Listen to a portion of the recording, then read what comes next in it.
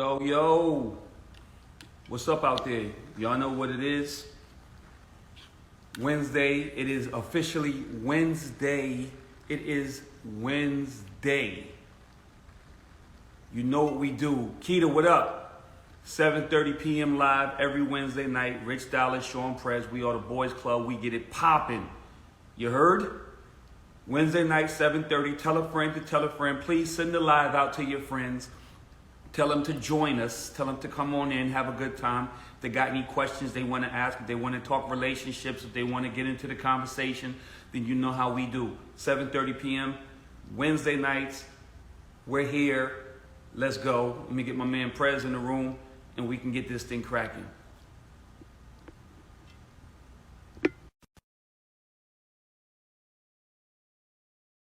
It's early. I see that you're in the comments really early tonight. Priscilla Shelton, if you have a question, we will be taking questions shortly. But yeah, what up, Sean? Rich, what up, kid? How you? What's the word? I'm good. I'm good. Okay, you did the intro? Yes, I did. Beautiful. To everybody who's it's our first time, welcome. If this is your first time with us, welcome. For everybody who rocks with us week over week, welcome back. All right, real relationship talk. So, Rich, let's just get into it. I want to go. Usually we start off with hot topics, but I've been missing so much stuff, and we got listeners who've been writing in. So I'm gonna forego some of the stuff that's happening in the world and jump into some topics. Cool. Cool.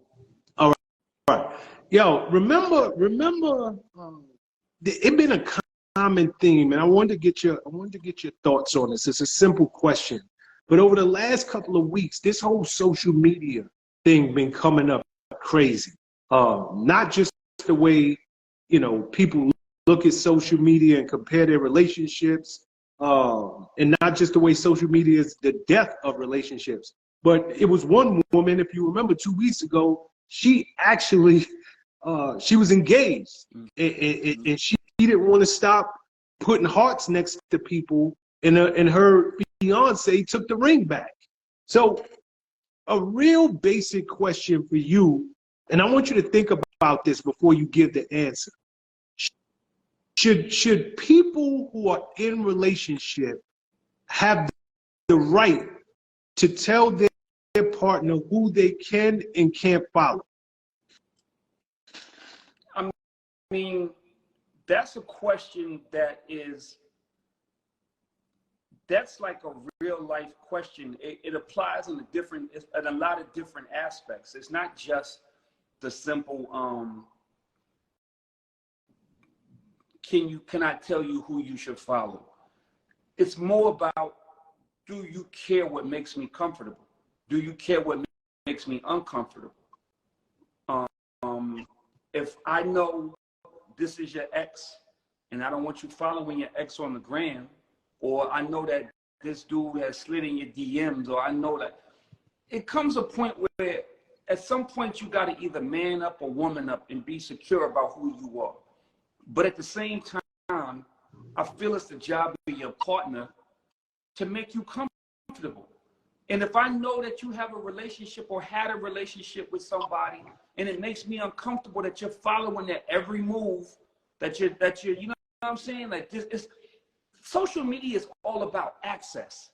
And if I don't want you to have access, or if I don't want somebody to have access to you, then I might not want you to follow them. And it's a simple question, and the answer is yes, I should have the right to tell you. Now what you do with that information is on you. You could easily be like, yo, if you don't trust me, then we don't need to be together. I should follow who I want to follow. I think this dude has good content. I think he's funny. I think I like to see that kind of stuff. In which case I can't say no to that. I can't beef with that. But if I'm your man and you're my girl, and it makes you uncomfortable to see somebody in my that I'm following, and I'm literally watching their every move because they post, or whatever they're doing, they post, then I'm gonna have have to acquiesce to that. I'm gonna have to be like, yo, if it makes you uncomfortable, then it really shouldn't be that serious to me. Social media really shouldn't be that serious to me that I'm gonna tell my girl, yo, I'm going to follow her regardless of what you say. That's crazy. This is like a real life relationship, and that is exactly what it is in that terms of social media. Like, you're literally telling a real life relationship that you have to go do some social media shit, and that just sounds insane to me. But like the girl a couple of weeks ago, we see it happens. We see it happens. No, it absolutely happens. And this is for real. Couples, I mean, a woman came on our show. It ain't like we heard this through the grapevine. A woman literally came on our show and said, I lost my fiance because he was not happy with me hitting the like button under certain people that I follow. And I told him I wasn't going to change my behavior. And he said, I'm out. So for anybody who's just joining us, we're talking, it's a very basic question. How much input should your partner have in who you follow on social media? Who you put hearts next to? Should they have anything to say about it? Is it any of their business? But you know, Rich, and that's a hard one. It really, really is, right? Because to your point that you just made earlier, you know, it comes down to comfort. You know your partner. Are you? But this is also a virtual world that we're talking about. So I'm thinking like, yo, damn, I mean, it's one thing you don't want me following my ex. I get that, but you don't want me putting hearts next to no chick. Like, I can't follow like no chick. Like 99% of the people who any of us follow, or I won't say 99%, but 80% of people any of us follow, people we don't know, people who we never met, but we just for some reason are interested in their life, so you follow them. I can't put a heart next to this because it makes you uncomfortable. That's a real freaking question in relationships. And it's a real question in relationships because it's a Pandora's box. If you're uncomfortable in the virtual world, then what happens in the real world? Where does this start and where does it end? Now I can't go to the gym certain hours because there's a girl in there that you're uncomfortable with. Now that you know, it could be anything. And I'm saying all that to say, you're right. It's a comfort thing, but the comfort goes both ways. It is, I want to make you comfortable, and do I care about you enough to make you comfortable? But I have to be comfortable. And I can't live in a prison because you're insecure about everything. You're insecure about what's going on virtually. This is not even real life. So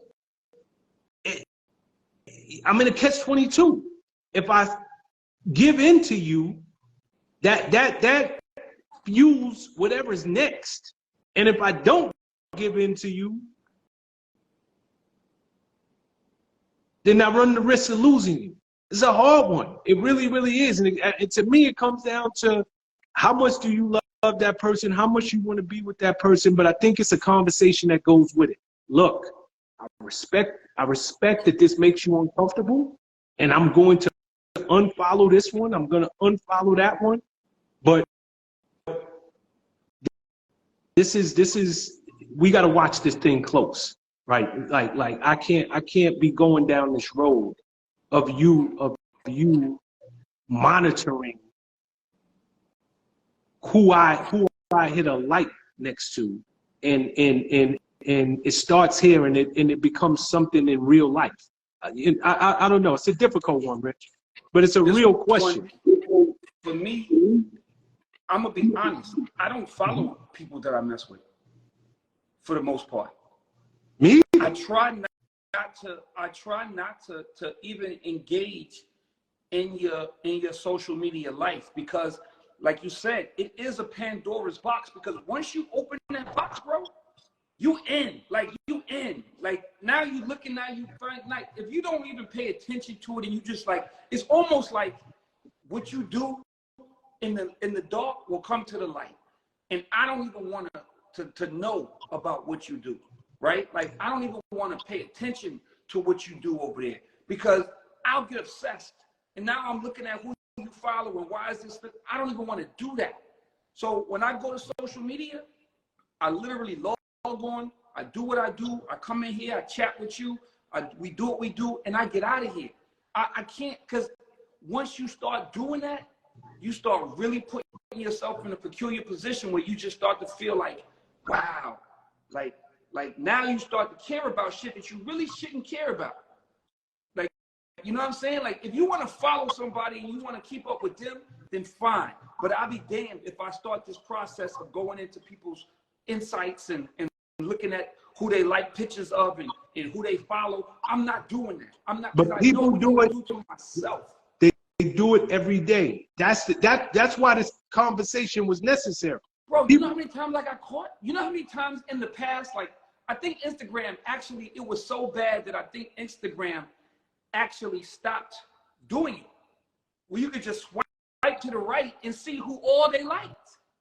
I think it was so crazy that Instagram actually stopped. They did. Killed the feature. Yeah. Because you know how many times back in the day that I would just like, and I'm like you. Like, I go to all my pictures and you like everything. So I imagine that you just go through your thing, and the reason the reason you're on my page is because I'm here to support you. So I just like, and scroll. And then I don't give it no thought at all. And I would have people like, yo, bro, you like that? What's up? You over there trying to holler at shorty? What's up? And I'd be like, you know what? This is crazy. This is crazy. And like you said, it's Pandora's box. You really got to be careful with this social media shit, because it gives you too much access. It gives you too much access. You can't stand over somebody's shoulder and watch every move they make. But at the same time, if you like that person, you probably want to know what they're doing. And it probably isn't going to be beneficial. And it probably is going to drive you crazy. So it's probably for your own sanity to leave that shit alone. Leave that shit alone. So here's a question: should people in relationships even be on social media? Should they be? I know it's. Let me make sure I got my words right. Should people in relationships, is there even a need for you to be following 50 niggas or 50 chicks, whether you mess with them or not in the past? Why are you following her? Is that a recipe for disaster? Yeah. If you go to any girl, bro, you're gonna see guys on there that you probably be like, yo, and you just looking at it, and what can you do? Like, it's hard. This is a really, really good question, because honestly, you can't tell people who to follow. You can't tell people they can't follow this celebrity, that celebrity. But then in your mind, you asking, why do you feel a desire? What is your desire to follow that celebrity?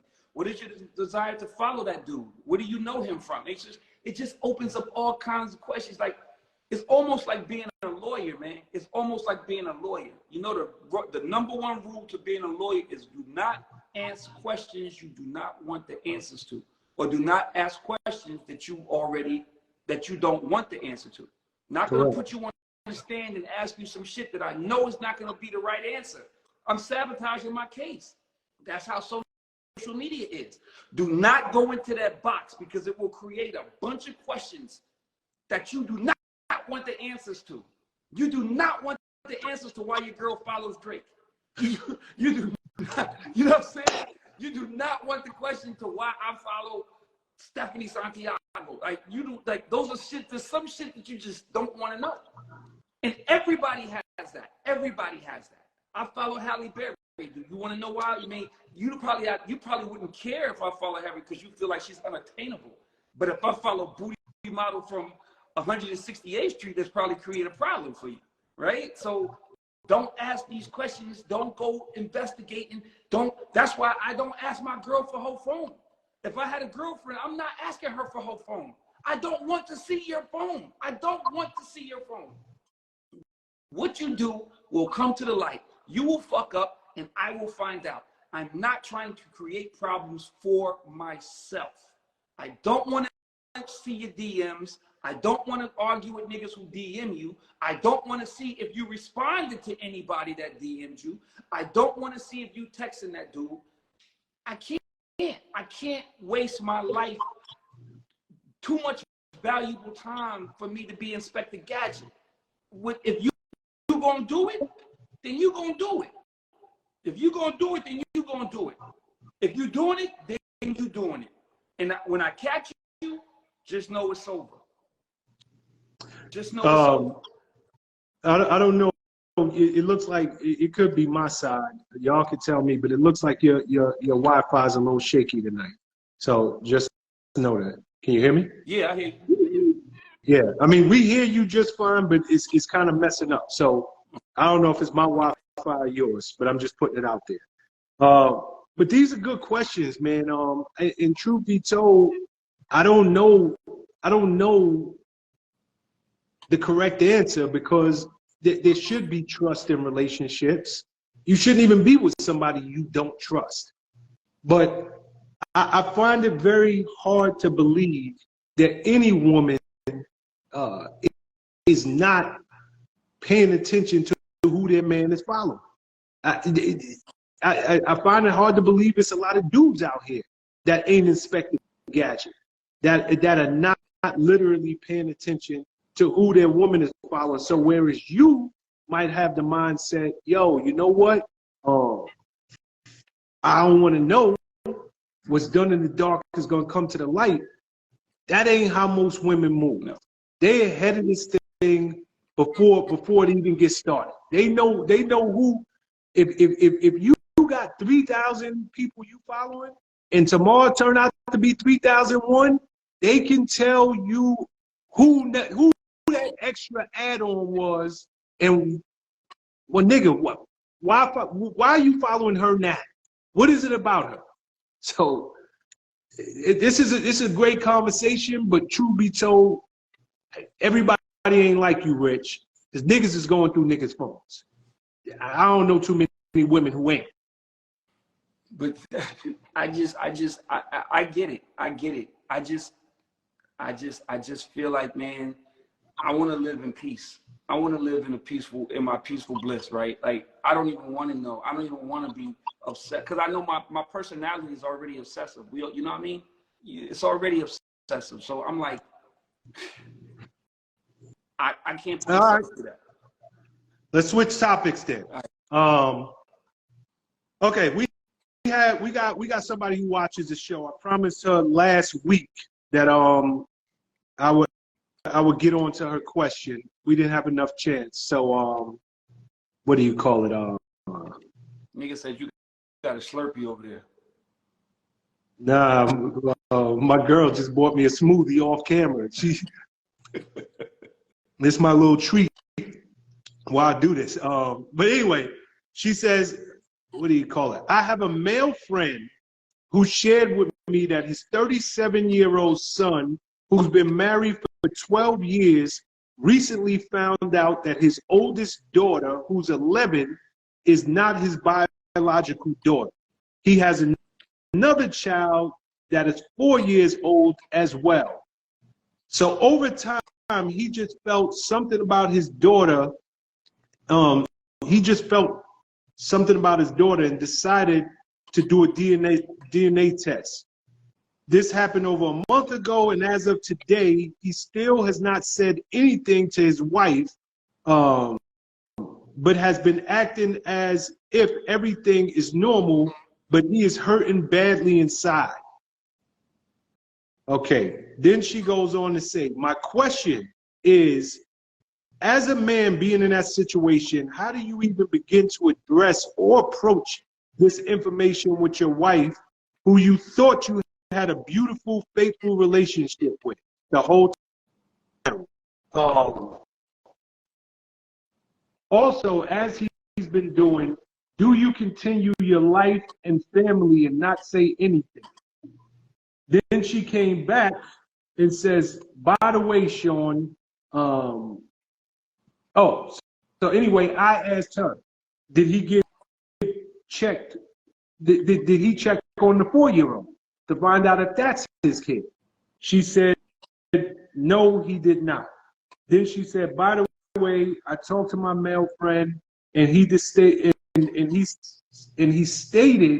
that he decided not to do anything and wait till his daughter is 18. He said his son, okay. All right, she was talking to the guy's father. So basically, the guy's father said that his son, the 37-year-old man, does not want to tear up his daughter's life, and he stated he's doing the best for his children and his wife. What is your thoughts on that? The way he handled it, and as a man, how would you even address that situation with a woman that you have been married to for 12 years? You're married for 12 years. Got an 11-year-old child that you found out, or a 12-year-old child that you found out wasn't yours, just something inside of you told you. No, he's been married for 12 years. He has an 11-year-old daughter that he thought like, yo, this don't feel right. He took a DNA test, comes back, it wasn't his. He never said nothing to his wife, never said nothing to his daughter. He also has a 4-year-old, and he don't know if that's his or not, because he didn't even have the heart to take that test. Yo, bro, that's so difficult, because I'm sure over 11 years, that daughter technically is yours, right? Like after that amount of time, you've been in that baby's life, you've been moving and shaking with that kid is yours. That's how you feel. But damn, that's some hurtful shit to find out that you've been taking care of a baby for 11 years and it ain't even yours. That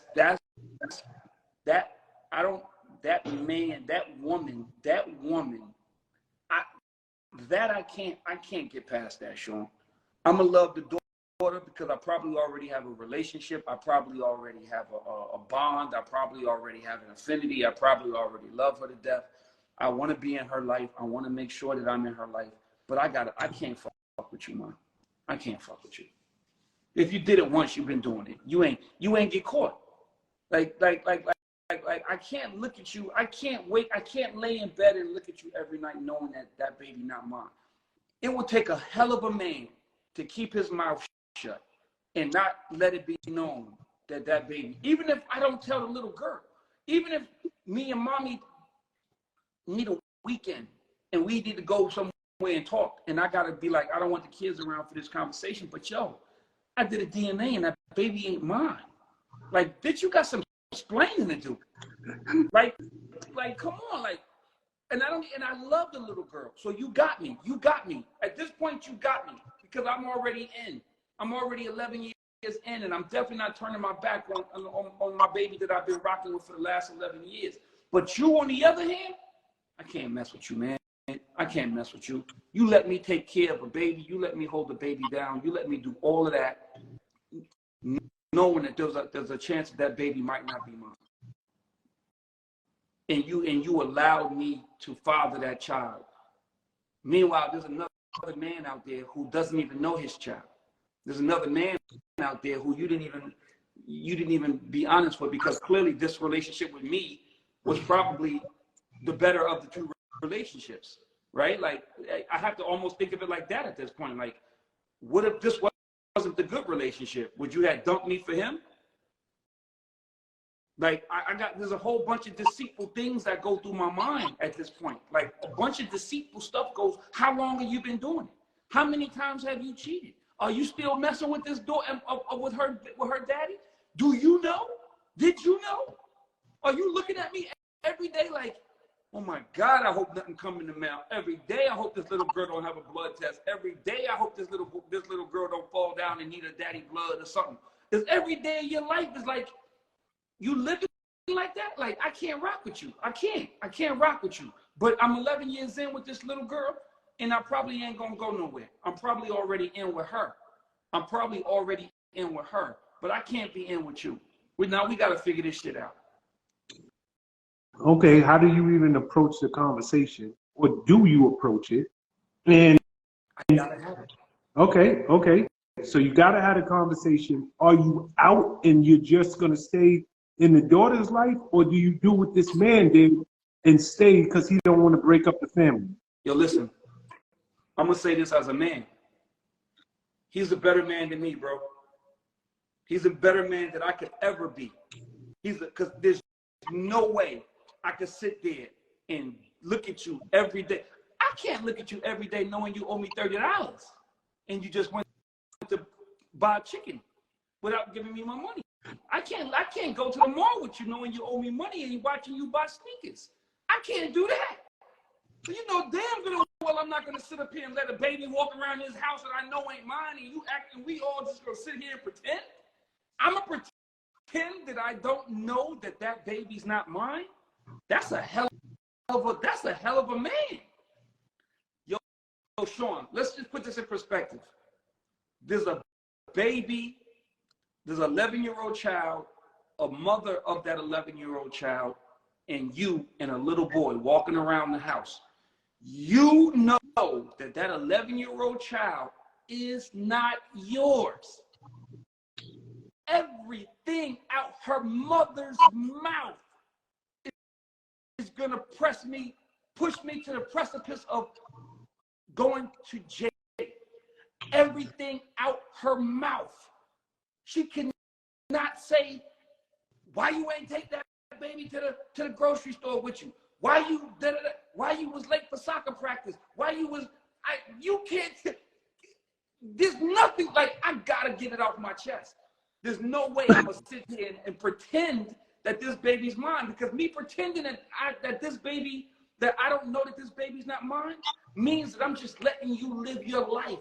There's no way I can't allow it. He's a better man than me. He's a better man than me, period. I couldn't agree with you more. When she sent this question, I wanted to get to it last week. We just didn't have the time. And I didn't want to shortchange her by asking this question knowing we were running out of time. But here's the short answer. God bless this man, whoever he is. The fact that he can stay in a marriage looking a woman in her face who committed the ultimate deceit. I mean, it's one thing that she cheated on this nigga. That's one thing. That is deceit at its highest. But if you want to one up that, have a kid, know it ain't his, and allow him to raise another man's baby within the confines of your marital home. That is disrespect on a level. I mean, this nigga's doing 100 years right now for that same scenario. Like, it is somebody literally locked up who ain't never coming home because one day he found out after 11 years that the child that he's been loving since birth wasn't his, and this woman has been stringing him on, knowing that this ain't yours. So when it comes down to it, Sean ain't that guy. So she asked how I would handle it. Nigga, it ain't no handling. There's no discussion. I'm out. If I find that news out at 3 in the afternoon, by 4:30, I'm packing and I'm up out of here. There's no doubt about that. I'm not trying to make you look good in front of that. You better figure that. I'm not leaving the kid. That's my kid. Ain't my blood, but it's my kid. But I'm not going to do your job for you. If that kid want to know why, if she want to know why the only daddy she ever known can't stand your guts, It's your you, Wi-Fi. huh? It's your Wi-Fi. The Wi-Fi's going out? Yeah. Damn. How about now? Is it any better? No, it's good now. Okay. So, you know, Rich, the most confusing part of this, which I never understood, and maybe when the phones open up, women can explain this to me because I'm not a woman. Y'all been fighting for Roe versus Wade like since the 60s or so, since the 50s or so. 58. If you know that there is a 1% chance that you went out there, did dirt, got pregnant, and it's a possibility, just a 1% possibility that it's the next niggas, it's my body, my choice. Why not make the choice to go on down to the clinic? Why even put your marriage in jeopardy? Why even do this? Why put your child in a position where one day they gotta ask, daddy's not daddy? I'm confused. My father is telling me he's not my father. What does that mean exactly, Mom? Why not exercise your right to choose in a situation like that? And it's right, like I don't, and ladies, I would love for y'all to explain this to me because I don't understand. I don't understand why you put yourself in that. I understand why you would cheat. I get that part, but I don't understand. Long before your man know you pregnant, long before it comes out, you know damn well I slept with two niggas in a very close proximity. And if my man is light skinned and the nigga I was messing with is dark skinned, and this baby come out looking like Akon, all hell is gonna break loose up in this house. Why put yourself in this position? I don't understand it. So he's a better man than Sean. There would be a discussion, but the discussion is there ain't no discussion. It's nothing for us to talk about. See me in court. Me and my daughter, we gonna be good, but you explain to her why I'm not here. And it's as simple as that for me. But that's my thoughts on it. Yo, I can't disagree. Not even a little bit. I don't even have a rebuttal. But you hit it on the nose. Why would you even subject yourself or the baby to that? If you know that there's a chance. If you know that there's a chance. You was as sneaky as you was to do all the rest of this shit to get pregnant, is as sneaky as you should be trying to figure out what to do next. Like shit, it's not like it's above. It's not like it's within. It's not within your realm of possibility for you to be a deceitful, lying motherfucker. Now go do that and fix this shit and save everybody the fucking trouble, right? So I mean, I agree with you, bro. I agree. I 100% agree. All right, I'm gonna play something that you sent me. Hopefully y'all can hear it. Hopefully the Wi-Fi is working perfectly. The girl that I dated before her, I know she would have been a good wife. I'm shocked without her. I know she would have been a good wife. I rejected her for one reason. I couldn't see myself being attracted to her for my entire life. That's no, that was wise. She is now married. She got married after 2 years of that. So I had to be honest with myself. So she fit the mold of a good wife, but she wasn't that top treasure that I was looking for. Yeah, that's true. It was a girl that I dated before her. I know she would have been a good wife. Beyond a shadow of a doubt, I know she would have been a good wife. Okay, you sent this to me. It was long. Long story short, I think the guy was a preacher, and he said it was a girl, it was a woman that he dated years ago. He knows she would have made a good wife. He said, I'm crystal clear. I know she would have made a good wife. But I wasn't attracted to her, so I let her go. He said, people say that that's cruel, but that ain't cruel. She went on, she got married, but I could never treat her like the treasure that she really is, because although she possessed everything to be a good wife, I just wasn't attracted. We touched on this subject a while ago, and I don't remember how long ago it was, but it is with so many people, even on this show, coming and saying that there's no good women out there. There's no good men out there. Where do I find a good man? Where do I find a good woman? Is that cruel on his behalf, that he would let a good one go simply because he wasn't physically attracted to her? No, I don't think that's cruel. I think that's life. I think that if you are, let's be clear, aesthetics is a big part of relationships. Like you gotta want to go home to your lady. You gotta want to get in bed with your lady. You gotta want to touch your lady. You gotta want to have sex and have her touch you and be physical with your woman. And if you're not attracted to her, all it's gonna do is open the door for cheating. You're not happy. You won't be happy. You're not gonna want to go home. You're gonna be Jerry Maguire at the beginning of his relationship with Shorty. You know what I mean? It's like you have to be honest, and it's more cruel to waste somebody's time for years and then end badly and break up, and she's right back where she started from, but with heartache. She's scorned. She's got issues with trust now. You need to let her go and find her happiness. If you are trying to court someone or be with someone that you don't really want to be with, that's just selfish on your part.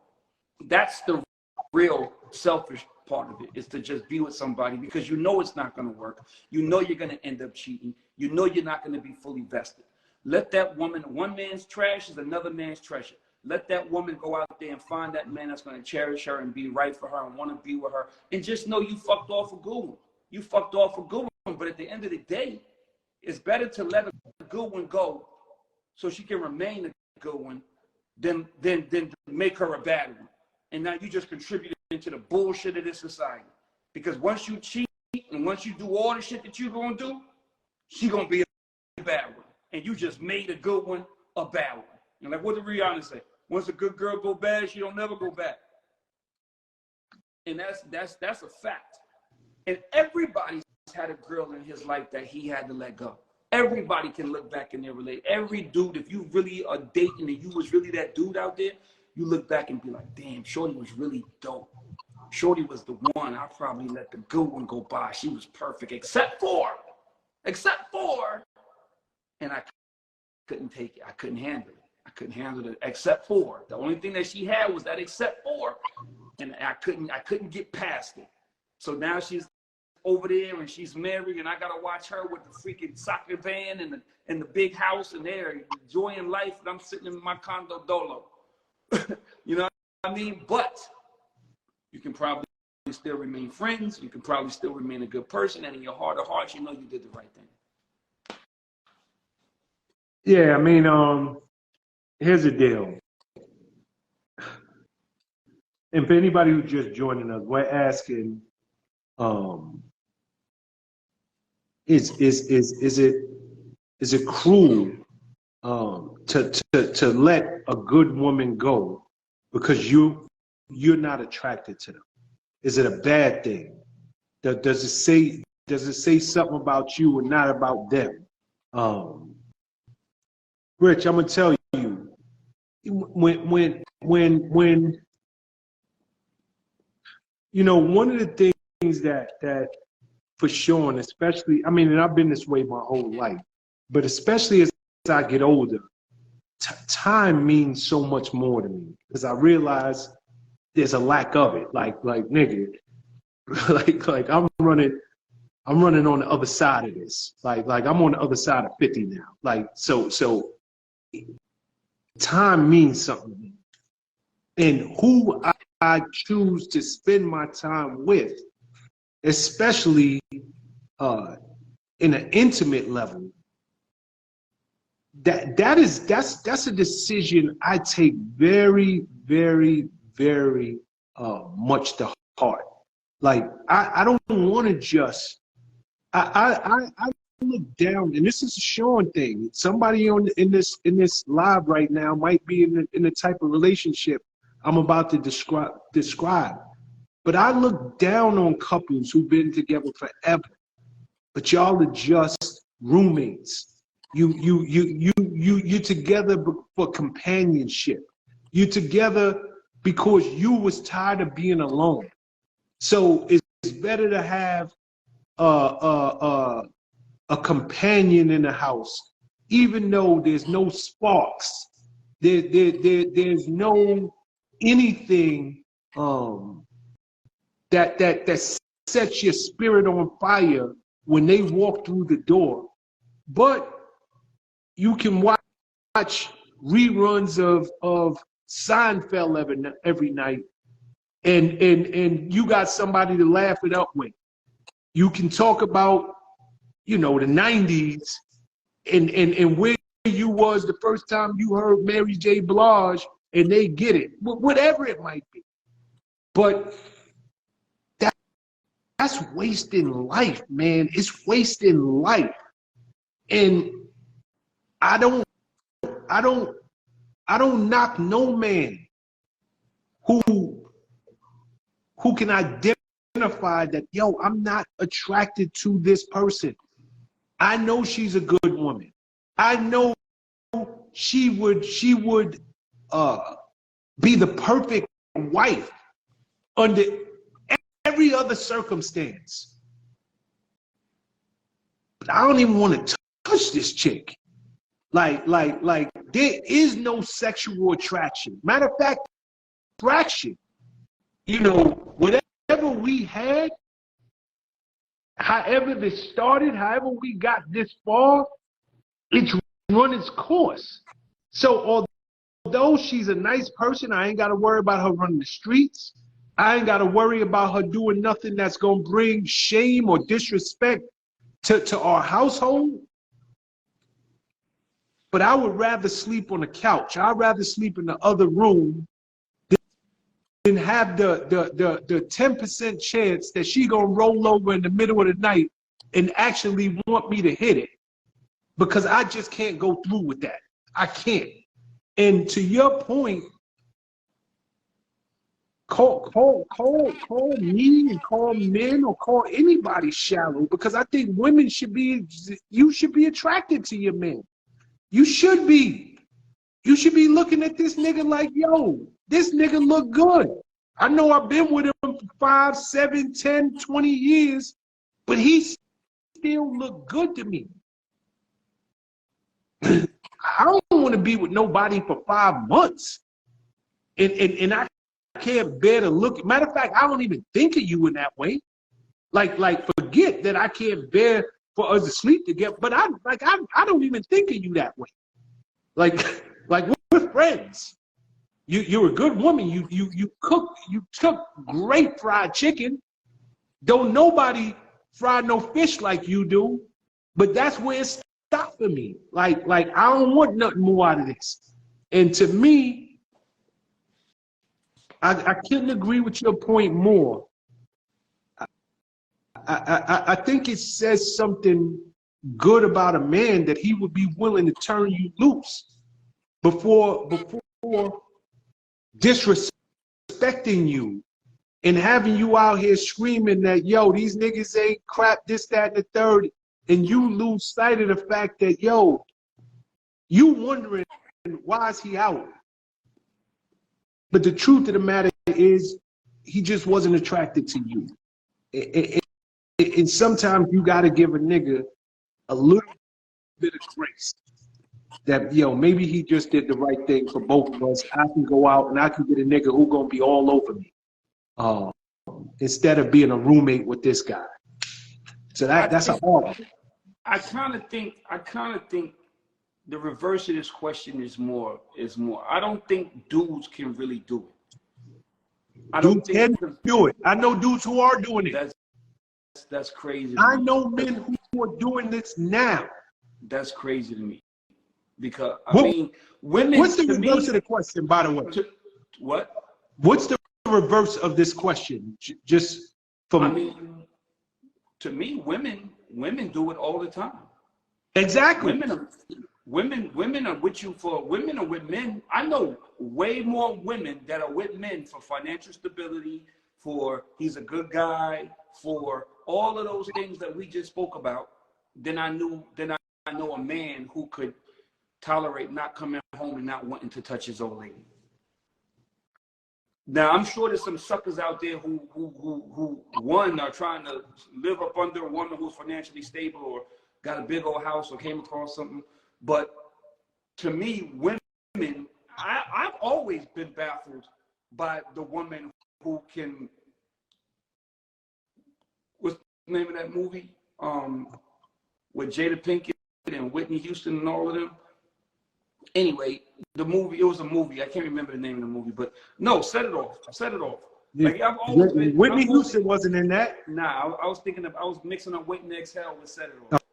Okay. But it was Layla Rashawn in Waiting to Exhale, and it was Jada Pinkett in Set It Off. The two same roles, but they were with the dude who they didn't want to be with because he was providing something. One of them was paying for tuition. One of them was the rich guy. So I always baffled me that women could do that. It's always messing me up that you could let a nigga lay on top of you and not want to be with this man and be disgusted by this man being on top of you. Like, wow, how could you even subject yourself to that? But I mean, it happens every day, all day long. So, but it goes both ways, Rich. It goes both ways, and as men and women get older, they're willing to settle. They literally, you know what? She's a good woman. He's a good dude. I've been with a bunch of dirt bags. This nigga actually pay me attention. The nigga go to work and he bring his check home. The nigga good with finances. He got a good credit score. I might not be attracted to him, but he check all the other boxes. And because of that, he's a good man. And you know what? I'm gonna stick it out with him. To me, that's death, man. That's death. Like as a man, don't get me wrong. We all getting older. I'm crystal clear on that. You catch a chick, she young, she hot, she got that tight body. Nigga, Father Time is undefeated. Stuff on her is gonna start to sag. She gonna pick up a little weight. I'm not saying be superficial and y'all done been together forever. You wake up and be like, yo, you wasn't the chick I dated 20 years ago. I'm no longer attracted to you. I'm out of here. That's not what I'm talking about. Right. I'm talking about knowingly going into a relationship. Settling. And you thinking the same way Sean is thinking about time and how valuable it is, and I can't waste a second. It's people who think about time, but they're like, yo, I better get somebody because I'm running out of time. And if I gotta settle with that somebody, I would rather that and just have a companion than to have somebody I'm head over heels in love with. And to me, you see it done every day. And like I said, I actually know men who, it's like I ain't in their bedroom, but you know damn well, like, nigga, you don't want to be with that woman. That's your friend. That's a roommate. I But have you a quick. ain't. I'll give you a quick story. One of my homeboys, he told me this is how crazy this is that we talking about this today. He just told me this story about a week ago. He said COVID was the best thing that ever happened to him. The nigga said he was married. He got 2 little beautiful girls. He got COVID, and once he had to leave the room and quarantine, he never went back. Cause he was in the situation that we talking about, where he got two little girls. He loves his little Okay, girls. did he never go back? Meaning he never went back in the bedroom, but he's He still in never a went back to the relationship. bedroom. He never went But back is to he the bedroom. is he still in a relationship? Still married. Then how the hell was COVID good for him then? Because he never wanted to be in there. So let me finish. So when he was in the beginning of it, in his relationship, he would have the little girls would come in. You know, they're young, so the little girls would come in and sleep with them, and it was always a party in the bedroom. It was always a party in the bedroom. So he never really had to do no touching. But as the girls grew older, they wanted their own space, and now he found himself alone with his wife in his bedroom. He said he hit it every once in a while, but he just wasn't feeling it. He just wasn't no excitement about it. So nigga got COVID, and once he got COVID, he had to go to another room, in which he quarantined in the guest room, and then he quarantined for so long and pretended that he was still under the weather or whatever, that his wife literally is like, yo, he told me the other day, my wife hits me up and is like, yo, bro, when are you coming back? When are you coming back to the bedroom? And he like, yo, I just feel it's just so comfortable in here. It's just so comfortable in here. And they're literally living their lives like that now. How long they been married? Do you know? You got any idea? I would want to say this is the dude is 50-something years old, and this is a girl that he went to college with. Okay. So they've been I hope he's watching the show. 30+ years, I would imagine. Yeah. That nigga has wasted his life. 30-something years that he can't get back. You can't get that back, bro. If you are excited, okay, everybody in the show knows like I think highly of my girl. Very highly of her. But it would frighten me. Like, nigga, I don't want to not be attracted to somebody. Like 30 years? 30 years that you have spent with somebody who you look at COVID as a gift because it got you out the bedroom. You can't get 30 years of your life back. I would have applauded him if 25 years ago he left. And she called him all kind of dirt bags and you ruined my life, this, that, and the third, but he set her free, he set himself free. You think I can give 30 years to any situation on planet Earth that I don't have my heart into? I don't want to work a job. I don't think it was always like this. I don't think it was always like this. Rich, I can't work a job. This is Sean speaking. When my heart runs out of it, nigga, I'm out. I can't sit and do what people do and say, yo, I've been here for 17 years. All I got to put in is 10 more before I can retire or I got my benefit. No, nigga, that's 10 years. Nigga, I know. Nigga, I know. Exactly. Like, no, I can't do that. That's 10 years. Do you think I can literally walk around the house knowing I'm not attracted to the human being in the next bedroom, but I'm still young, I'm vibrant, I don't have to pop no blue pills, my thing actually still work, so that means I can really get out there and do my thing, but I don't have the courage to leave? Like, nah, hell no. I think your man is number one, I just think, I think he's scared. Nigga, get your life back, brother. Like, get your life back. 2 kids, and he will say, if he was on this show right now, he'd say she's my best friend. My daughters, I love my two daughters to death, and my wife is my best friend. And I don't want to go nowhere. I just don't want to sleep in the same room. I just want to lay in the other room or sleep on the couch. Okay. It's a weird flex. It's a weird flex for sure. For sure.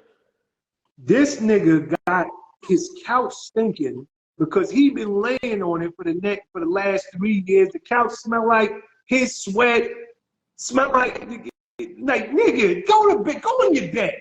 Like, get out of it. Like, your man is out of his mind, Rich.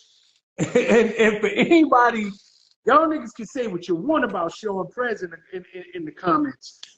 Life's too short. And it ain't no way on planet. Okay, I'll go one better.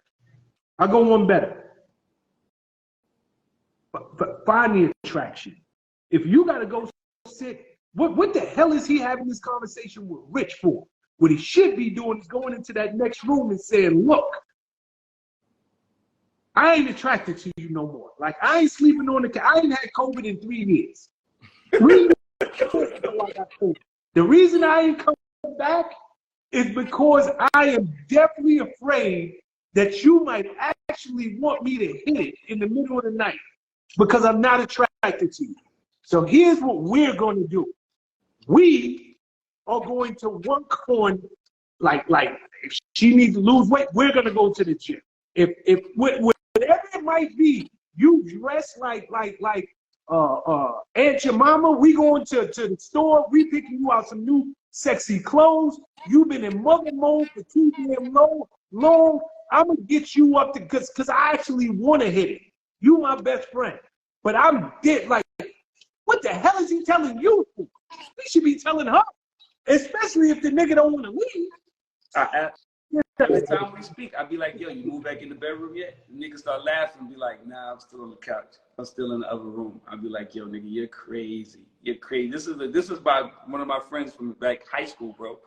So yeah, it's crazy. It's so funny that we having this conversation because I hope he's listening. The nigga probably gambling right now, but he needs to be listening. Nigga gambling. He probably done watched every episode of Law and Order. Like, the nigga doing everything but what he's supposed to be doing. Like you out your mind, man. It ain't no way in the world I can put myself in that situation. And I'm gonna tell you, Rich, here's the flip side of it. And I know we gotta bring in the call, but his wife fearless. She gotta fearless. Like women ain't stupid. They got a sixth sense. You know, your man ain't had COVID in years, and he's still talking about like, yo, I don't want to pass this on to you. Like, that gotta make her self-esteem be hit. Like her self-esteem has gotta be shot behind this nigga. And truth be told, I don't know why she's stepping up and saying, look, we got nothing else to lose. So we're gonna have a hard conversation. What is it? What is it? What can I do? What needs to be done? What do we need to do? Do you want to leave? And if you don't want to leave, how do we make staying in this house a place where it is a marital residence and not a freaking roommate situation? I don't know, man. Anyway, we could get to the callers because I'm literally I can't do that. My girl's feelings would be hurt because God knows I would have to have this conversation.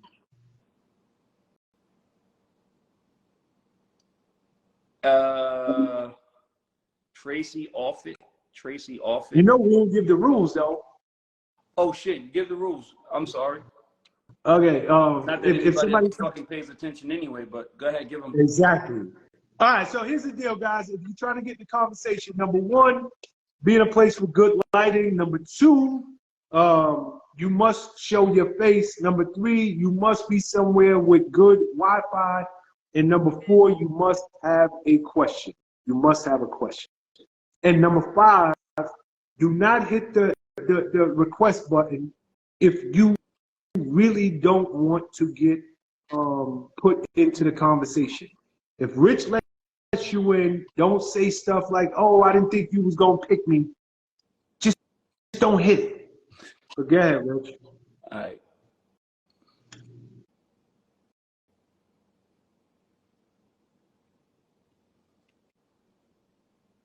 So please, if y'all want to get in a conversation, plus button inside the, uh-oh. Hello? Hello? She in the hospital? What is that? Looks like a hospital. Hello?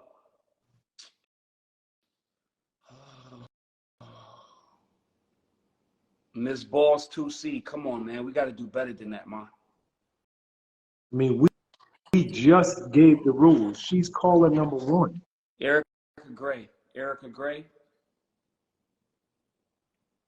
Erica Gray, are you still in the room?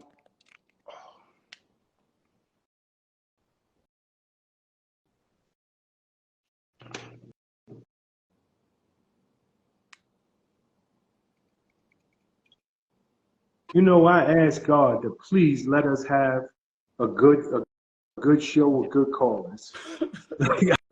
I don't think you understand. Before we get on the air, I always say my prayers, man, and ask God for a good night. I don't know, man. Maybe God ain't hit me this go around.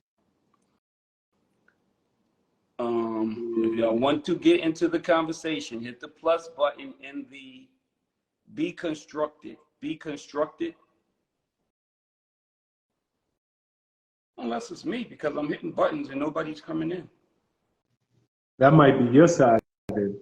Yep. Be Constructed.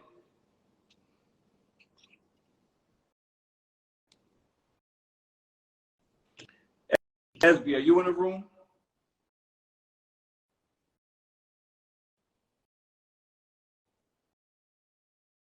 Just keep saying that unable to join. It's actually saying that? Yeah. At the bottom of the thing, it's saying she's unable to join.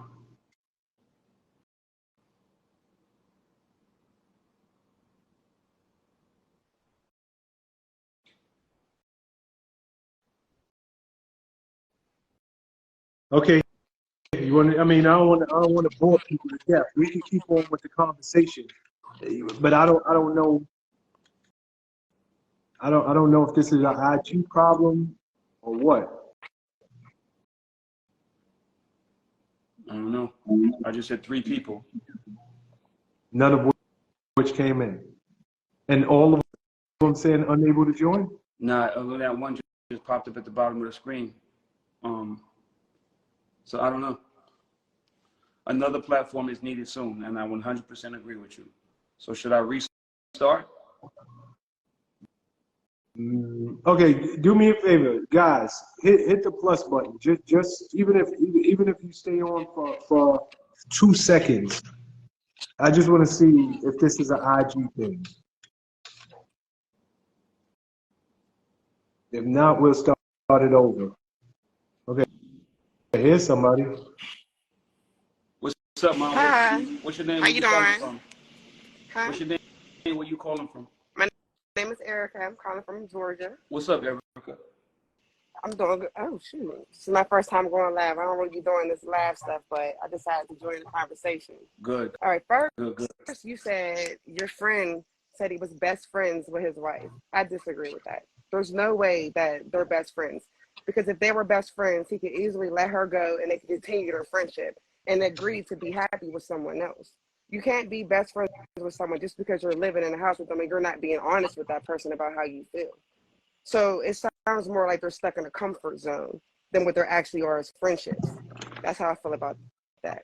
And then I feel like if somebody's settling for someone else, you're not really happy with yourself. How can you be happy with yourself if you're willing to just settle with anybody just for companionship? You know? So, Erica, right? Mm-hmm. You never been with somebody who you just maybe not the most attracted to, but still, like, number one, they got 2 kids together. Number 2, and I agree with you. So let's preface this by saying that I agree with you. I agree that if you're not happy with one another in all aspects, then you shouldn't play the game. You should just allow someone to go on and find ultimate happiness. I agree with that. But who's to say that these two old 50-plus-year-old people, and 50 plus ain't old, but to be with somebody for 30 years, you're not even like, and you know what the dating pool is now? Like, But it didn't just happen when you turn 50. It led up to that. But you know what the dating pool is now. Who wants to get back in this? Think about it for a second. And this is my only caveat to everything that me and Sean said earlier. Who wants to be in this? Okay, so again, then why not be happy with yourself and be alone and just freely date whoever you want? So now you're in a house with someone unhappy, sneaking around. So now you're 50 plus years old and you're sneaking around. Why not just be by yourself? That's self-love. You got to be able to love yourself and be alone. If you're not happy with nobody else, why hold up somebody else's hand? Well, who's to say she wants to leave? Well, that's a conversation. If she's okay with him sleeping on the couch, then she must not be happy either. Because I'm gonna talk my man into getting in the bed with me. Excuse me, what's up? What's going on? You don't want to sleep with me? You've been here sleeping on the couch for years? What's up? Let's talk about this. I need to know what's going on in your head, because at the end of the day, somebody gonna love me, and that's just how I feel. Like if ain't nobody gonna love me, I'd rather be alone. You're not just gonna hold up space in my house. Unless they got some financial agreement, it's okay, you're helping me pay bills, this, that, and the other, and we're just coexisting together because we're supporting one another. But that's still crazy to me. I just feel like, I don't know. I'm okay with being alone. Me personally, I'm okay with just, I'm happy by myself. And to be honest, I mean, I never feel alone, to be honest. Is this your first time seeing our show, or do you follow us every week? I just started recently watching. Okay, you do realize, like, somewhere in there got to be a question. You do realize that, right? Okay, so I gotta give you guys a question. No. Just know for next time. What's your name again? Erica. Erica, I like your style. I do. I like your perspective. I like your style. I like your style. I like your style. You could not have said it better, or I could not have said it better. I'm with you 1,000%. That nigga got his couch smelling like sweat, balls, Crazy. butt cheeks. Like, nigga, go to bed. Like, right. If I was his wife, I would be pissed. Like, I'll come out that room and whip that nigga. Like, nigga, get in the Seriously. bed. Like, you got my couch stinking. Then his body imprinted into the couch. There's no way. Yeah. There's just no way. There's no way. And then it's like I said, I can't be your best friend if you can't even sit down and tell your friend how you feel. And I don't think that you should date somebody just based off of their looks, because like you said, looks fade. You know what I'm saying? So you got to be attracted, and at the same time, love a person enough deeply to where when them looks fade, everything else still keeps you there loving that person and keeps you intimate with that person. You can't just say, oh, you know, she's fine. A person can be fine and have a nasty, bad attitude. And then they're ugly, just based off of your attitude. Now you ugly. I started off thinking you was a dime. Now, 6 months into the relationship, I done seen your attitude, and I'm like, ugh. Now I'm seeing what part of Georgia you in? I stay in Ellenwood. I don't know where the hell that at, but I like your perspective. God knows I do. I would be the same way. Like, nah, you hit it on the head tonight. Real talk. Like, seriously. It's just love yourself first. If you love yourself, then you ain't gonna just settle. You ain't gonna settle for just anybody. This ain't gonna happen. I can't disagree with you, but I can't disagree with you. So I can't disagree with you. You got, like Sean said, you got a good perspective, and you're right. And I imagine it is better to be alone than to be with somebody who doesn't want to be with you. So you're right. But here's the crazy part, Rick. Checking in with us. Here's the crazy part. So many people would prefer to not be alone, even if it means I'm with somebody that's sleeping on the couch. That's the craziest part of this. I'm saying I agree with everything that she's saying, but like to keep it 100, there's a lot of people who would prefer not to be alone. All right, we are in this because she sound like All the right, kids Erica, I see the kids. Yeah, they starting to harass How me. many kids you Come got? on. How many kids you got? I got 4 here, and I got my nephew. Oh, okay. So. All right, E. Later. All right, hang up. You know them Rugrats, they see mama, like, they always do it when they on the phone, too. Like, kids, they hate for you to give your attention to anybody else. Okay. Rakita Daniel. She's a regular. And they need to buy a new furniture set. Like while I'm on this subject, your man need to donate a new furniture set to his family and get his behind back in that bedroom. Because I wouldn't even want to sit on that couch anymore. Like, I'm getting pissed off about this couch situation. That's my word. But go ahead. I'm so sorry. Keita, what up? Hi, Rich. Hi, Sean. How y'all doing? What up, girl? So my question is, we're talking about this man who's happy sleeping in a different room and this woman who is supposed to be able to cope with that. So if you're in the perspective of you want to save the relationship, how do you open up that conversation without expressing your hurt and attacking that person to fix it? What do you do? Because I've personally been in this situation, and it's interesting to see because there's a lot of factors. When I was in that perspective of, wow, I noticed my ex-husband didn't want to sleep in the bed with me, and I was pregnant with our son, and he had been deployed and coming home to visit. I knew in the back of my mind something was going on when I was there physically with him, but I didn't want to let my hormones and all of that just rage and like attack it, and I wanted to observe more. So one, how do you know when is the right time to address it? And two, how do you do it if you want to save your relationship and save your family and not attack him, but to show that you're there to support the relationship and foster it and fix whatever the disconnect is? Good question. Sean? Do me a favor. Ask that, because you said a lot. Just ask the actual question part again. If you want to save the relationship, but because you guys you have talked about our intuition in the past. Mm-hmm. When I was in this situation and my ex-husband wasn't sleeping in the bed with me, I was pregnant with our second child, and he had come to visit from a deployment. And I knew in the back of my mind something was wrong and that there was probably someone else or something. He was detached from me. How do you approach that situation without letting your hormones, your fears, all of that intensity get in the way of communicating it in the sense that you want to save the relationship? How do you approach it? And what steps would a woman who is in her divine femininity take to save that relationship? Okay.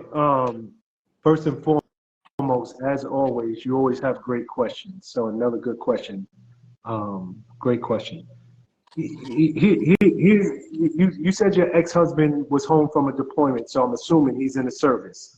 My ex-husband is in the Navy. He's active duty, so he's been gone more than half of our children's lives. All right.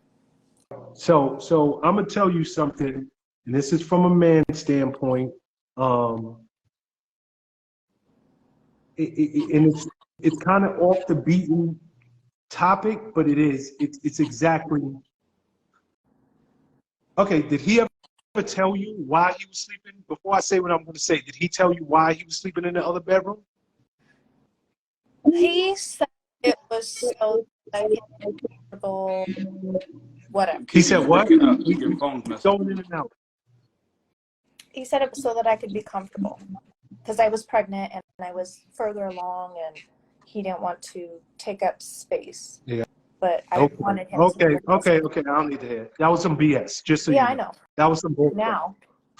Oh. Well, I'm a man. So I'm gonna tell you first from a man's standpoint, and this is not a one size fit all. and I asked why wasn't he sleeping in the bedroom for a reason. Sometimes when you doing dirt, like Rich, you could probably attest to what I'm about to say. But it ain't a nigga out there. Seriously, it ain't a nigga out there who the condom didn't break, did dirt, got caught up in the mood and hit something you wasn't supposed to hit raw. It ain't a dude out there that didn't do dirt and after he nut, he got a moment of clarity. It's like, oh damn, like now I gotta go back home.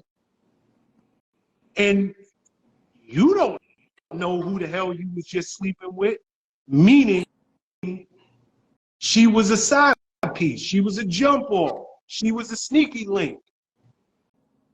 I knew her well enough to hit it, but I don't know her sexual history.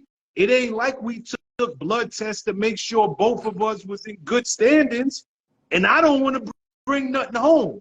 Yeah. So sometimes when a situation like that happens, a nigga's in panic mode because he know what he did, and if I get in this bed, there's a good chance that if them 2-3 weeks don't pass and I'm not pissing fire, I might be good. Yeah. But I can't sleep with my wife in this interim period, and I don't know.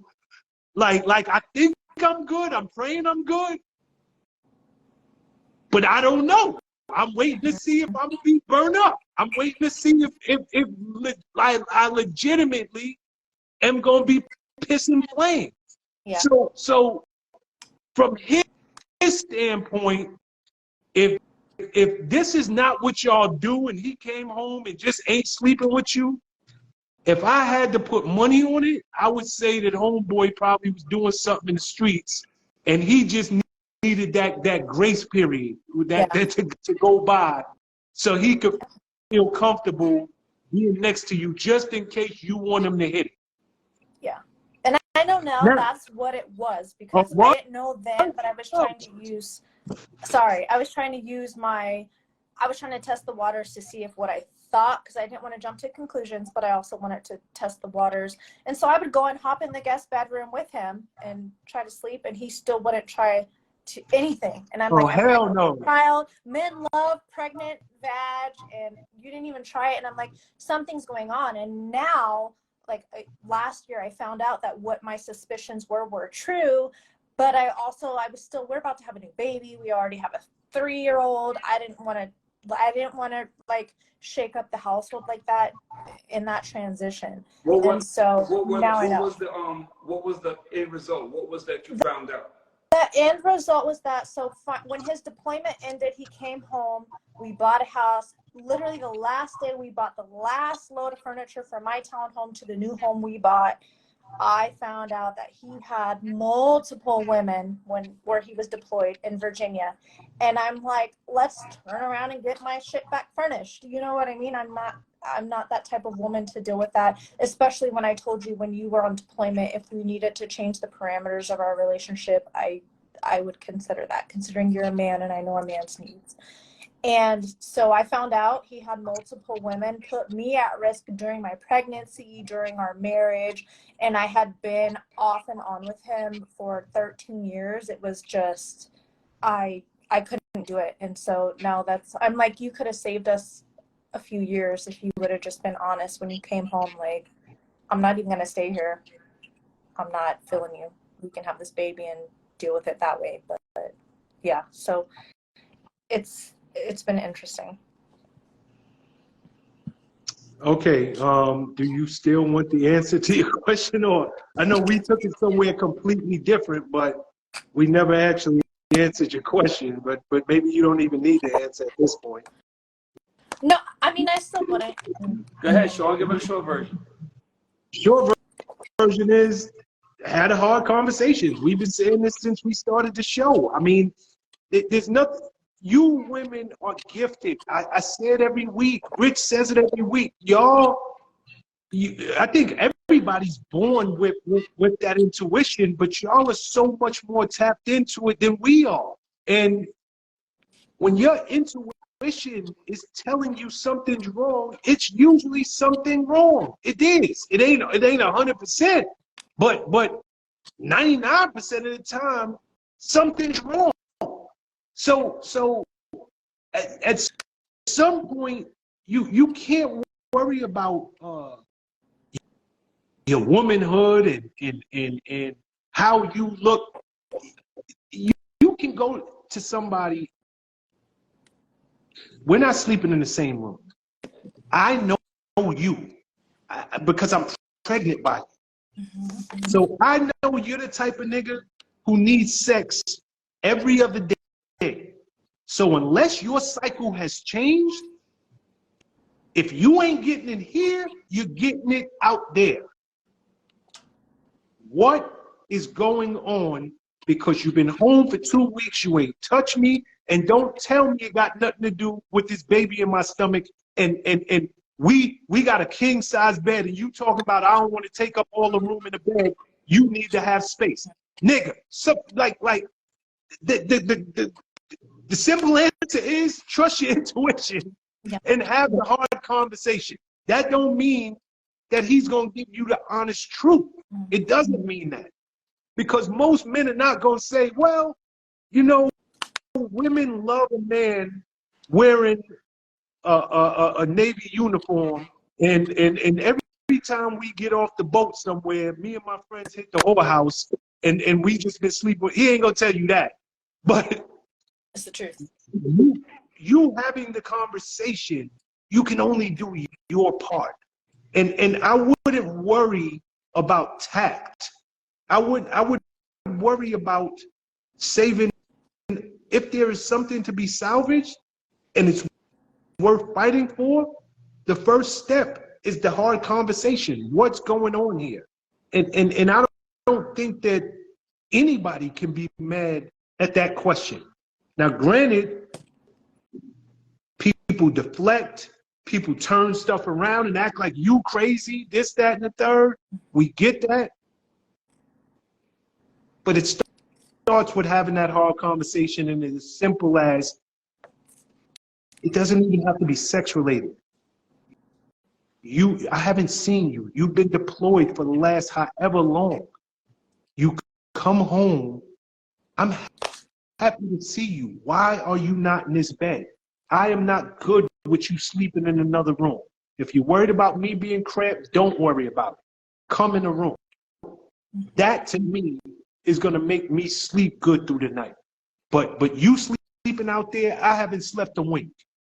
It's the hard conversation. That is the answer. But Rich, maybe you got something different. No. I just think that you should have had the conversation when you felt it. That's what I say to people. When you feel it, have the conversation then. Don't wait for the right time. Don't wait for him to get caught. Don't wait for your intuition to hit 10. When you knew long before.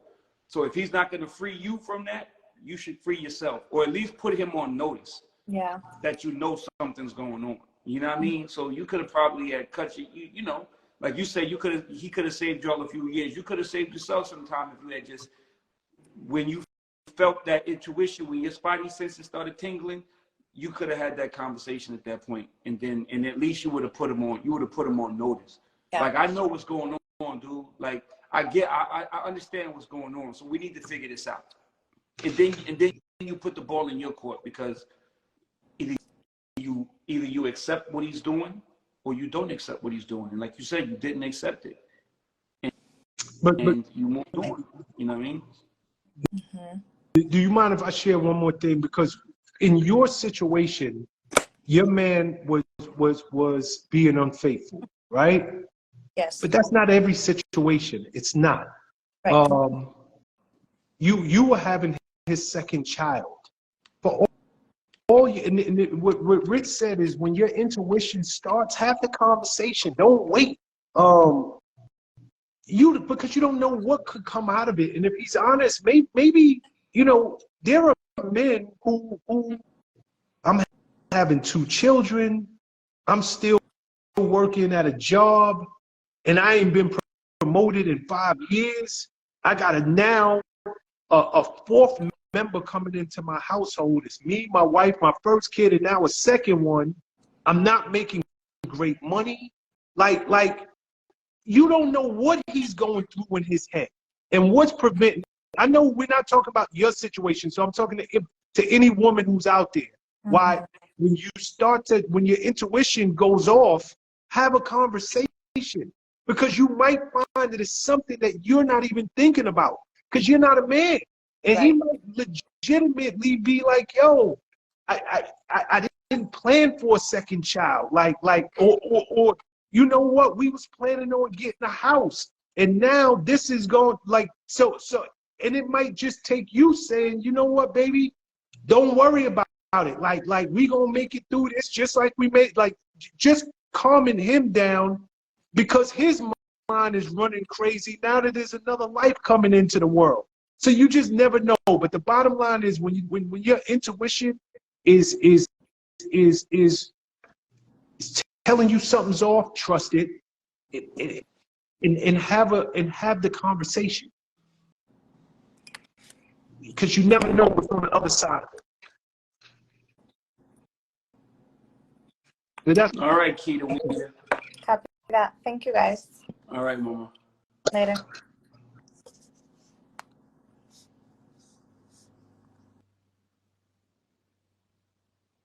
All right. Shanice Simps. Shanice Simps. Is Shanice Simps in the room?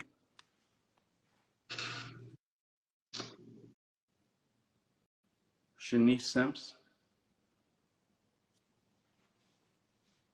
All right. Moving right along. Rain. Know Yours Garden. Know Yours Garden, Rain.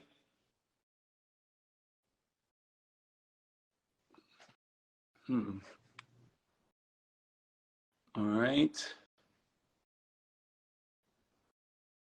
Demetria Collins. Demetria Collins.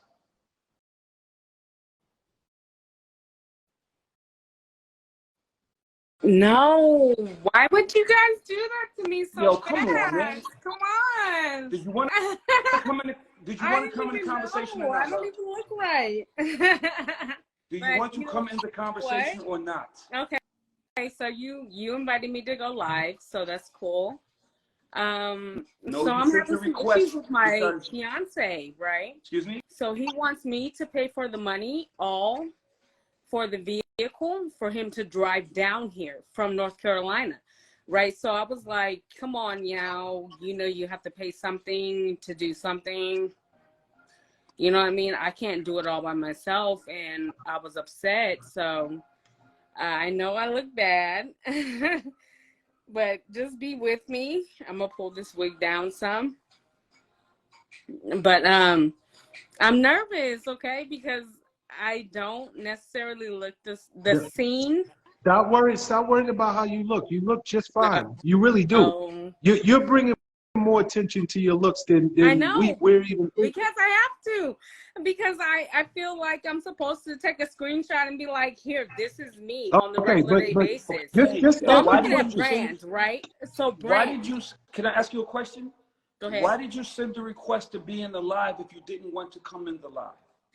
So I was just testing you, because normally, like, when I request to be live, people just bypass me. I'm like, oh, she ain't nothing, you know what I mean? Like, it ain't nothing, or whatever you want to call it. We don't do that. So if you have a question, please ask it. If not, we can let you go. Right. So the question is, I have a fiance, and he's asking me for more than what I can give. What do I do other than tell him no? I mean, how do I be submissive to the situation and not have a grammatical error, like, constantly? Because my mind is like, no, I can't give you this. I don't want to give you this. What's he asking for? So money. And I'm not that rich. I have money, but not a lot. You know what I mean? Not a lot to spread. I don't want to spread. You know what I mean? My money comes from a government system. My money comes from working. My money comes from Okay, we child don't need to know support, all that. all these things. We don't need to know all that. Just. So, what is your question, ma'am? Specifically. What do you do when a significant other is asking you for more than what you want to give? Okay. You were saying something earlier about driving from North Carolina. Does Right. that fall into this? So he's driving from North Carolina to move down here with me. Where And because do he's moving, you live? Where do you live? I live Excuse me? in Texas. Okay. Okay, so So go ahead. because I live in Texas, it's a 20-hour drive. And I'm just like, what should I do? You know what I mean? Like, How long have you been I with don't this want to man? rush things, right? But we're already on that pyramid where we're already moving towards another life together and not separately. But at the same time, I don't feel like it's necessary for me to like feed into him so much and pay all of the bills when he's capably able to do it by himself. You know what I'm saying? I'm looking for a man who can supply my own, right? If you can't match me, then there's an issue. Okay, so let's start with the answer. So I think we good on the question. The Mm. first thing I'm gonna tell you is, do not let that man come from North Carolina to Texas if you do not want him there. If this is stuff It's that not you that I don't want him here. no, listen It's to what, more than a listen, thing listen, that you listen, that you he spoke has, already. Can we speak now? right? You just said he cannot match you financially. He's asking for more than what you're capable of giving. Mm. You're not in a position to help him the way he wants to be helped.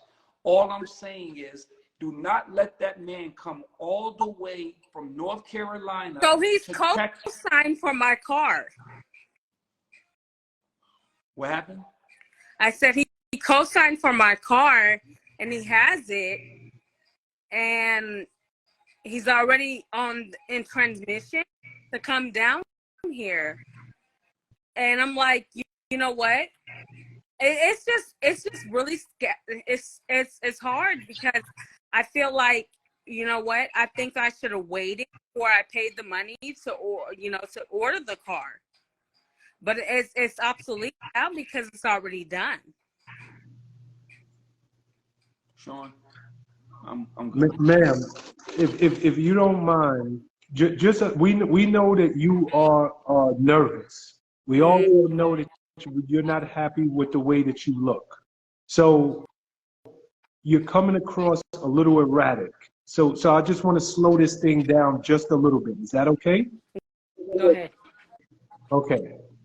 How long have you been with this man? So I've been with him since December. December of 2022? Correct. Okay. When did you guys get engaged? So we got engaged about 3 months ago. Have you ever lived under the same roof? No. Have you ever lived in the same state? No. How often do you speak to this man? Every day. Every day you talk to him. Right. Okay. You know, this is just me. I've said it on the show 100 times. I'm not a big advocate of rushing into marriage. Right. I'm not a big advocate, but marriage, it's a real life-changing decision. And if that man or that woman is good enough for you to marry after 6 months, what the F? Is that Crown Royal? What? Is that Crown Royal? What are you talking about? What do you see? Because I can't see. What was you just drinking? Nothing. That was Crown Royal. Don't be drinking on this. And why are you lying on me? Lord have mercy. Chicken. You can't even make this up. You cannot make this up. Not. You can't see. Miss, I can't see. I thought you was acting erratic because your wig was pulled back I thought you was acting erratic because you was nervous about being online. You So just I played am the nervous. fucking Wait a minute. Give me a Yeah, second, right? you So just here's the thing. drunk. That's I'm all it comes upcoming, down to. like You gotta tell me, personality, celebrity, whatever you want to call it. But huh? something is going on, right? And I can't hide it. And like everybody's in my business, and it's like, what am I supposed to do? Because, hey, I am who I am. So Miss, listen, that liquor's talking, and stop trying to show us. Cut it out and put some drawers on. Rich, I do cut have this out, shorts man. on. Stop it. Put It's some not drawers that on. bad. Rick, I gotta get out of here, man. Like enough is enough with this woman. But what's your name again, ma'am? Huh? What is your name I again? lost Demetrius. it. What? I lost it. All right, listen. Take the wig off and put some drawers on, and you call back in next week. Hold up, Dimitri ain't have no drawers on? No, No, you wait a didn't. minute. Don't do me like that. I did have drawers No, on. you don't have no drawers, and you tried to. Just hang up on me because that's what's Get out of clear. here. Go back to drinking that Crown like we don't know what a Crown Royal bottle look like, and you taking it to the head. Don't lie on me because I'm a Christian. I'm a pastor. Okay. You're ruining my name. Show us what you was drinking in. What are you talking about? Why are Rich, you lying on me? come on, man, Rich. Yo, All right. and she taking it to the head. And Yo. think we don't see what's going on. Cut it out. All right. No, that's not Bye, true. Demetria. Bye, Demetria. Bye, you Is that what guys. Thank you.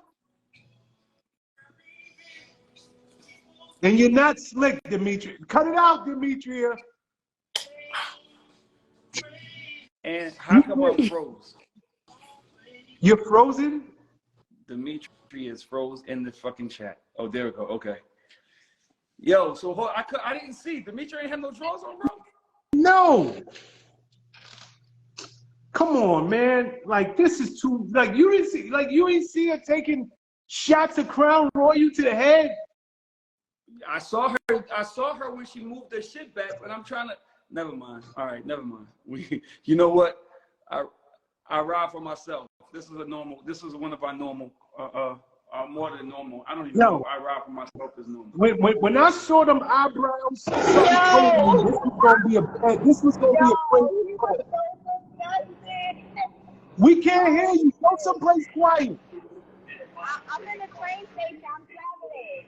All No, right, call us nigga, when you you gotta get call home. us back. It sounds crazy. We love you.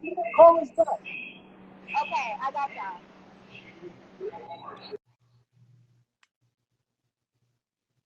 She was in a train station. Gotta love this shit.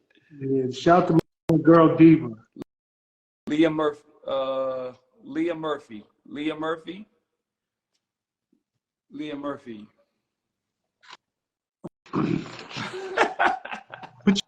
You laughing You at? can't make this shit up, yo. I'm still thinking Yeah. about Shorty drinking Crown Royal with a pussy out. When I saw the eyebrows, something told me. I said, "Yo, Bro. this is gonna be nutty." I seen the brows too, and I was like, "Oh, this is about to get crazy." I knew it. I knew it. Then she said, "Let me pull my wig down a little bit." Yeah, but I thought she was just nervous about going live. Okay. Hey guys. Yo, what's Can up? you hear me? Can you hear me? Yep. Okay. Hey guys, it's Tuki from Atlanta, Dakota. So, I have a question about relationships and women's tolerance of men, quote unquote. So, reflecting on just a little bit of background information. Reflecting on my past relationship, I felt like the first time he showed me that he was inconsistent or wasn't showing up, I should have cut him off then. But I felt like I was trying to give him another chance because sincerely he felt like it appeared as though he was sorry for the mistake that he made. So my question, more simply, is from a man's perspective, at what point should a woman put her foot down? Does that make sense? I know it was a broad question, but does that make sense? You got to be more specific for me. Okay. So like if I say, okay, so when we start dating, if I say something to you like, I don't know, it could be as simple as I want you to call consistently, right? And then I begin to realize that you're not calling consistently.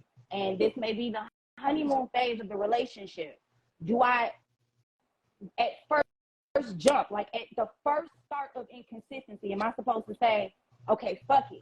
Because I feel like I would have saved myself a lot of time if I had just kept my foot down at the first sense of a mistake and moved the fuck on with my shit. But I stayed a little bit longer, not too long, because I get the fuck on in a heartbeat. But I feel like I stayed a little bit too long in the relationship. So I'm wondering, like, at what point do you say, you know what, enough is enough for him to understand that I'm not playing? Let me say you something. I'm the wrong person to ask this question to because I have this complex. It take me 2 days. Like, I'm a reciprocal person. So I expect the same energy that I give. And if I'm, and like me and Sean have had this conversation on here 100 times. We're busy men and have been around the busiest men, the busiest women. I watch people on the road make phone calls and do what they deem to be important. I watch people make time for the stuff that they would deem to be important. Nobody can tell me otherwise.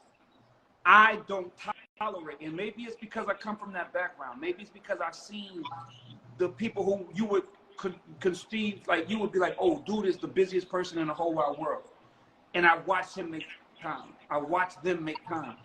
I can't tolerate that. That is like a pet peeve of mine.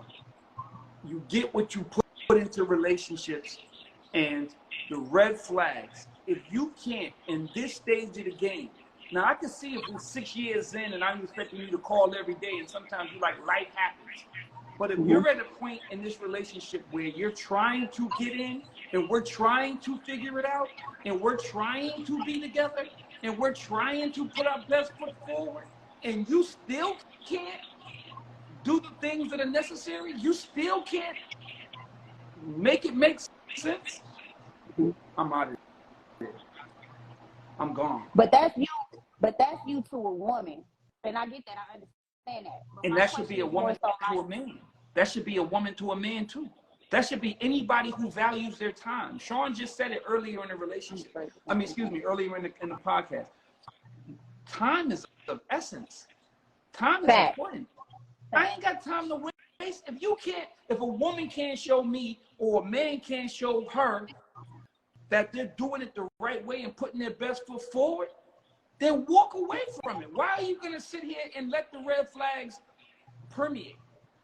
You're just going to let the red flags just exist in your world without paying attention to them. That's all. That's essentially what you're doing. You're making, you have what we always call them negotiables. You have your negotiables and you have your non-negotiables. Non-negotiables are things that you cannot do. You cannot take. You cannot acquiesce. There is no ifs, ands, or buts about it. It's not going to happen for you. And if I'm asking you to do the right thing by me at the beginning of a relationship and you can't do it at the beginning, it's not going to get no better. What are we doing? Why would you ever do it at the end? If I let you get away with it, I'm only setting myself up for failure. Okay, but so that insinuates that there is no second chance. Does that make sense? Like, I think that's my hang up with it. Like, some people need a little bit more quote unquote guidance, and some people have time to provide it and some people don't. So I guess where my mind goes is, okay, first I'm supposed to get the first time I'm supposed to get the hell on, or I say I'm committed to this. You're breaking up. You're breaking up. You're breaking up. Okay, can you hear me? Now you're low. I can't hear. Can you hear me now? Yeah. Okay. So I guess where my hiccup was, and it wasn't time, I'm just using that without putting too much of my business out there, but he did something that I had a major problem with, right? No, we need to know what he did. All right. So it was my birthday. I get hell about this all the time, but hear me out, right? I fly first class. I work very hard for that. I deserve it. That's how I look at it, right? It was my birthday. He said, I'm going to buy you a ticket to come home to Atlanta. I said, okay, cool. Why you send me $400? What I'm going to do with $400 for a ticket from South Dakota to Atlanta? That's not just like, okay, you know what? And it was his attitude about it. I'm not spending that much money on a ticket. So why the fuck did you say you was going to buy this ticket? Nigga, I could have got my own fucking ticket. How the hell you going to try to do something for me and it's less than what I would want, right?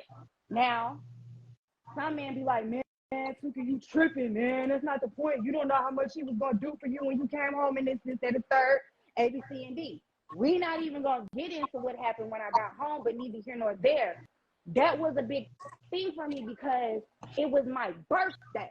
If I don't fly in a regular fee, no disrespect to nobody, but if I don't fly regular on any other day of the year, what the fuck made you think that on my day, on my birthday, me celebrating, you celebrating me celebrating me, I was gonna sit in the back of the fucking, you put me in 37D, my nigga, on my birthday?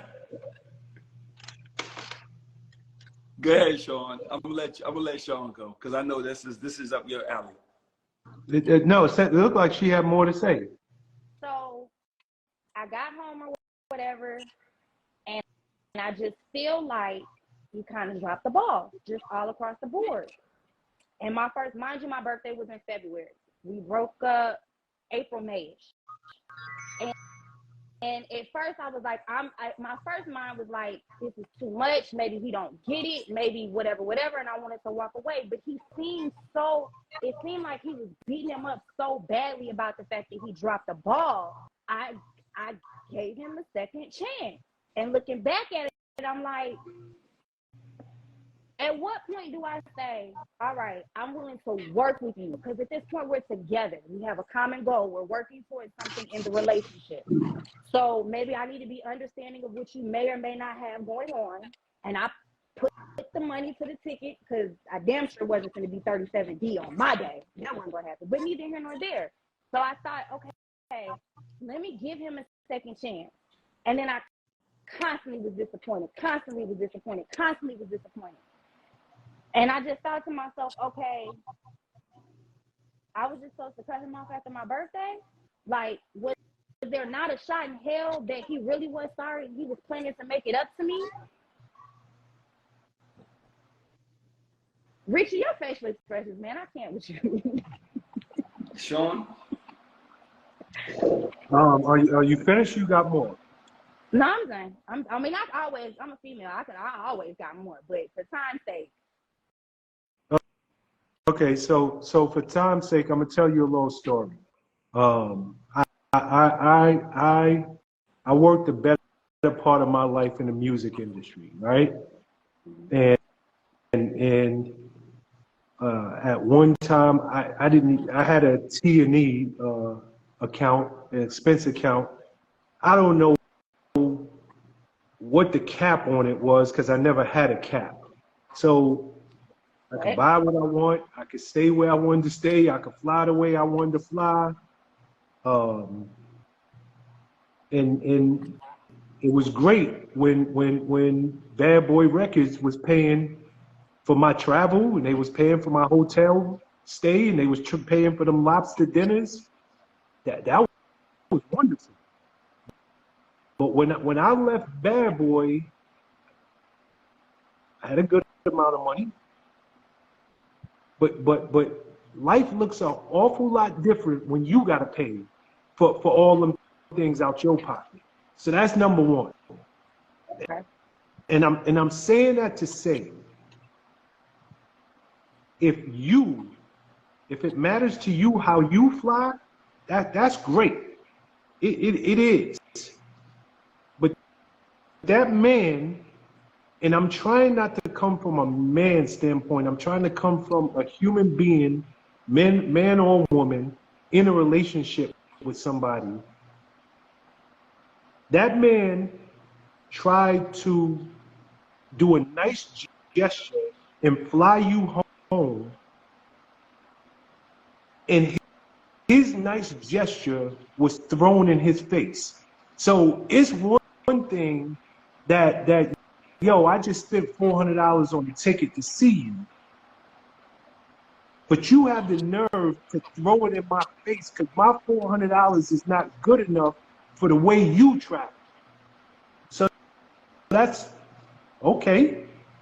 But you talk about red flags, and the red flags that you saw, and maybe you thinking to yourself, should I have cut them off at that point?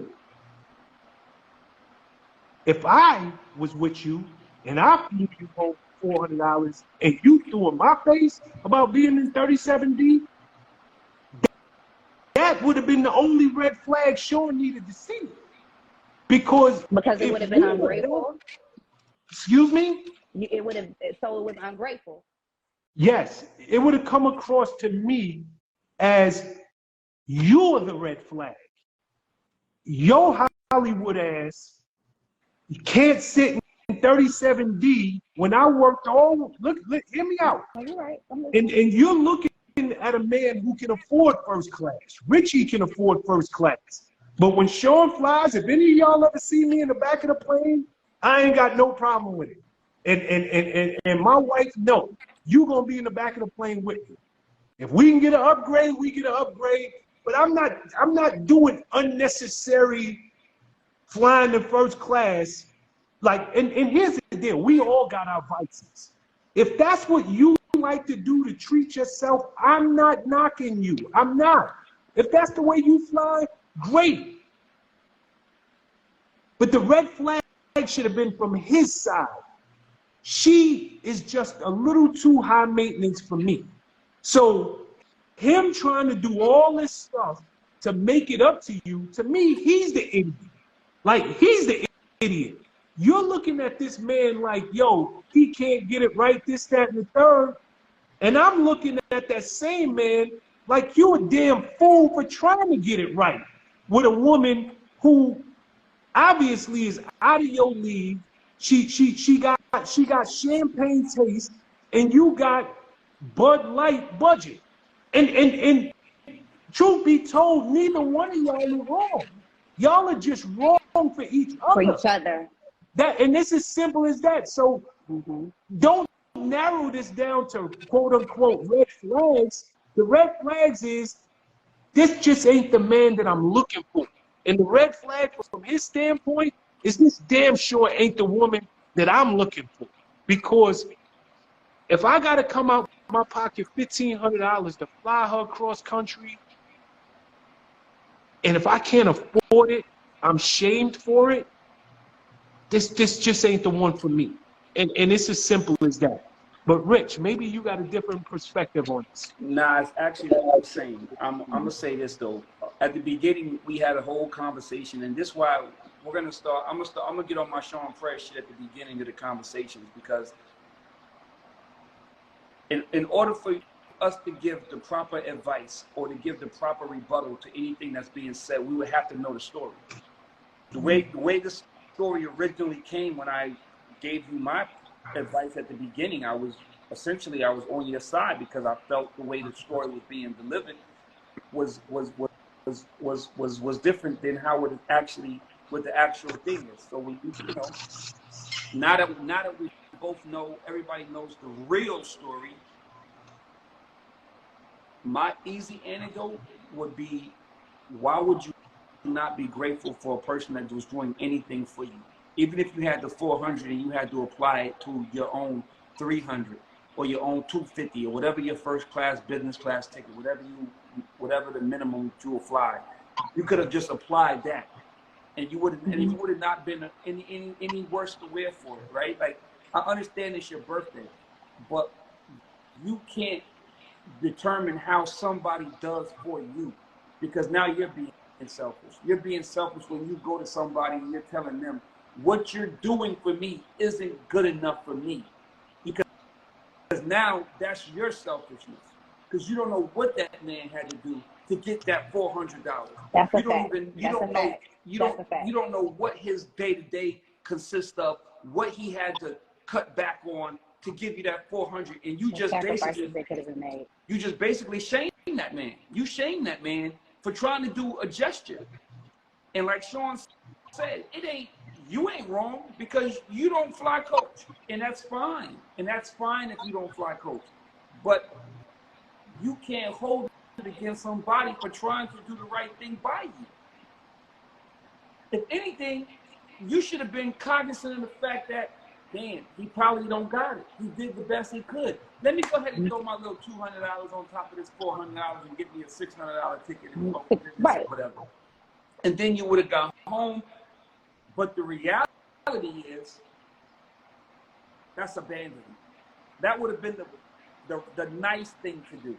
But that would have also been abandoned. Because like I'm agreeing 100% with Sean on this. If he couldn't do it then, chances are you're not going to be happy with what's coming next. So all that $400, the $400, the $200 added to that for a ticket, if you want to live your life by subsidizing what he's trying to do to make your own self happy with the reality of what you want, then by all means, knock yourself out. But the reality is, Sean is 100% right. Neither one of you are wrong. You're selfish. You were selfish in that moment, but because you could have handled it better. But the reality is that man probably can't afford you. That man probably not ready for that yet. He probably not ready for your level yet. He probably, because if the first class, I'm sure, is just a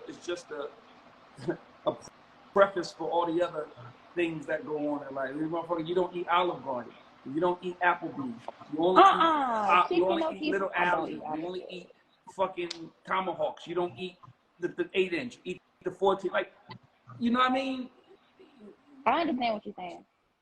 It's a lifestyle, and you shouldn't have to put your lifestyle in jeopardy to try to appease somebody. But at the end of the day, he shouldn't try to live outside his means to make you happy either. I agree with that. And I agree with that, Richie. I feel, okay, so a couple of things really quickly. I don't want to take up too much time. I agree with that wholeheartedly, which eventually I realized we just were not compatible. Like it wasn't going to work. However, reflecting back on the conversations that have been had the last couple of weeks of like starting from the girl that was engaged and her man was like, I don't like how you acting on IG, right? And I had the same opinion as Sean, Richie. I can't remember what you said on the topic, but it was like, if this is somebody that's saying to you, I'm willing to do this, and that is more important to you than what we got going on, than what we can build, then you probably not for me. You made the wrong decision. Now, let me also say, without putting too much into it, there was nothing done for my birthday. So at first, I wasn't tripping on the first class ticket. I put the money to the ticket, and I didn't say anything to him about it.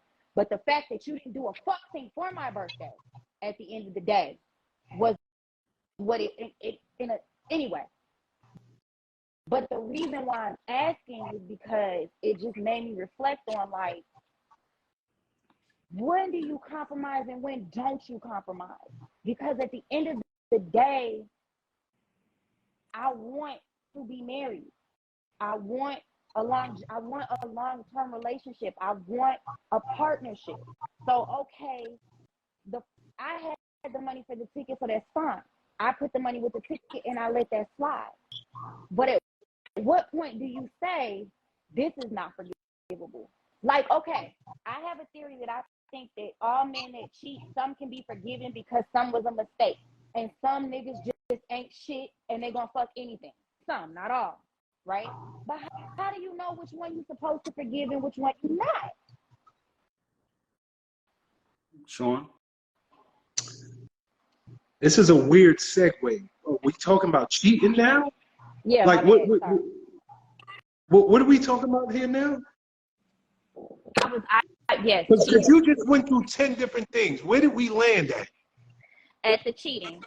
How do you know what type of man to be forgiven? Essentially, I feel like it all boils down to the same thing. How do you know when a man is deserving of forgiveness and when you should just move on?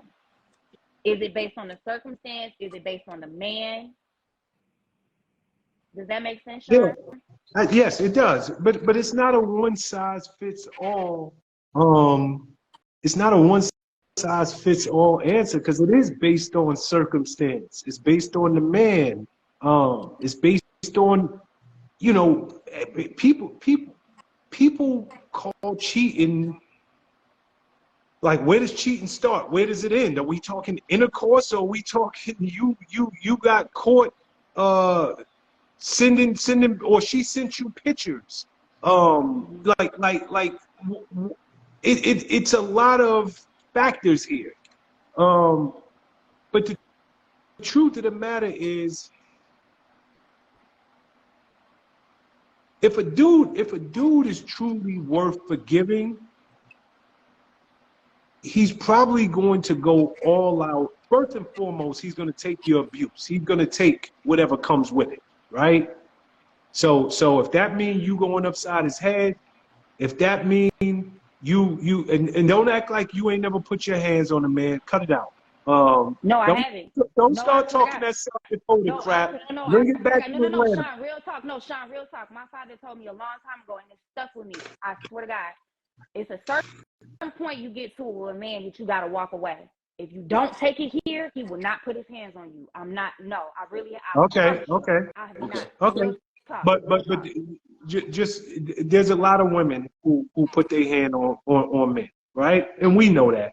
But I'm saying, if a nigga take it and he understand and he understands why he's in this position, he ain't defending it. He's taking the abuse.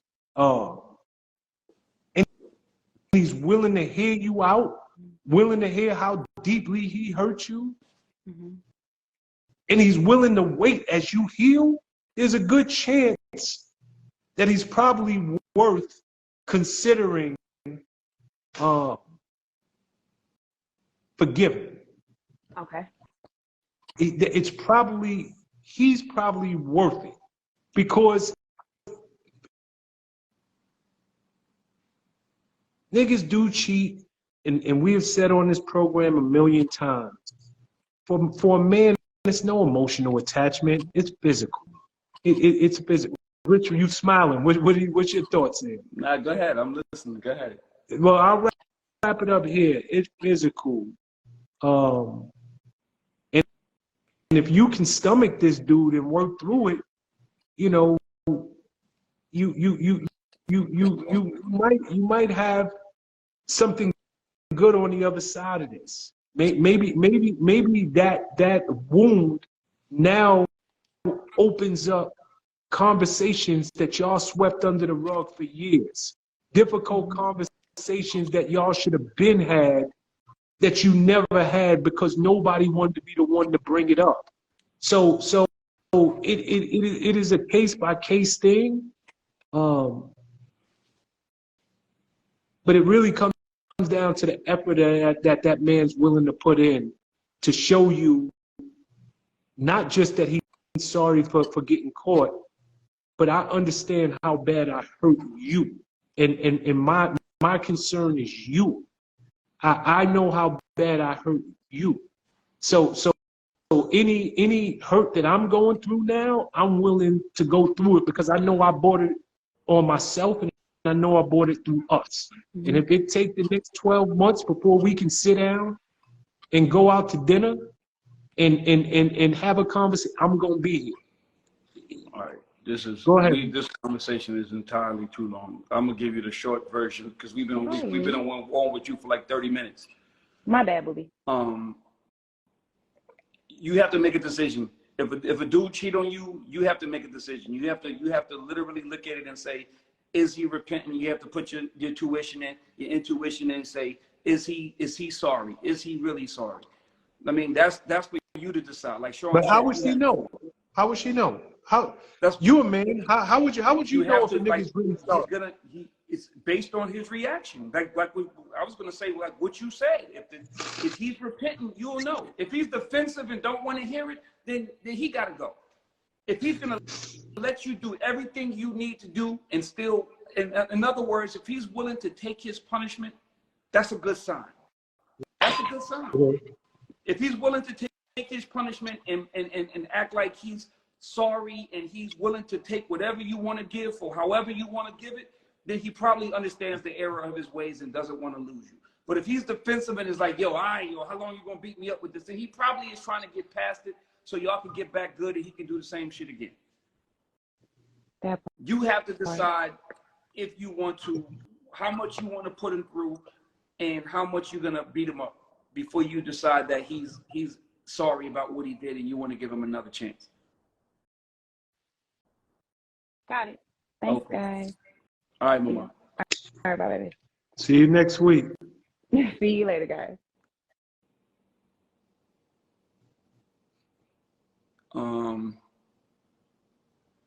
Tracy Offit. Tracy Offit, are you in the room?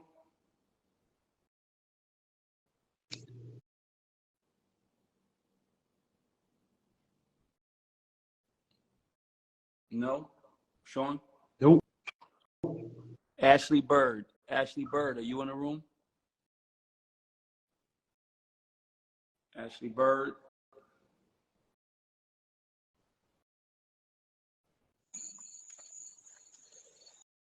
Hello.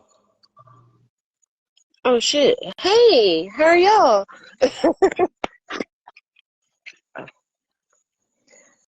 Hi Richie.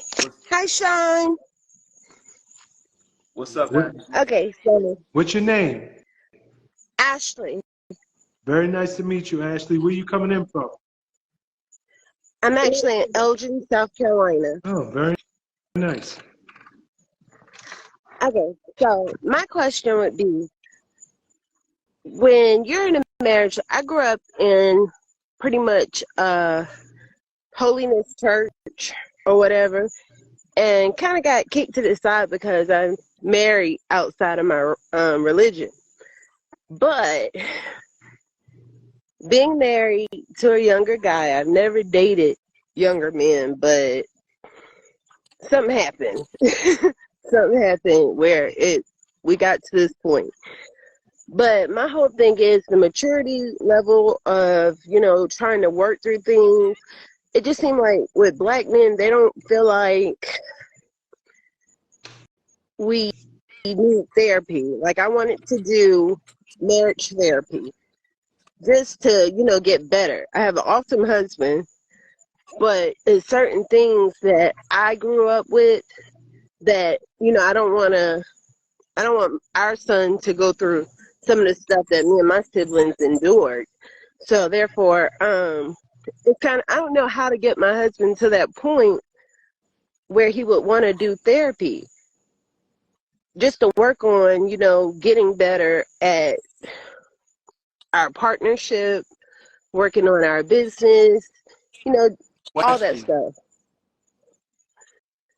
That's my question. Like, how do you get a black man to be okay with therapy?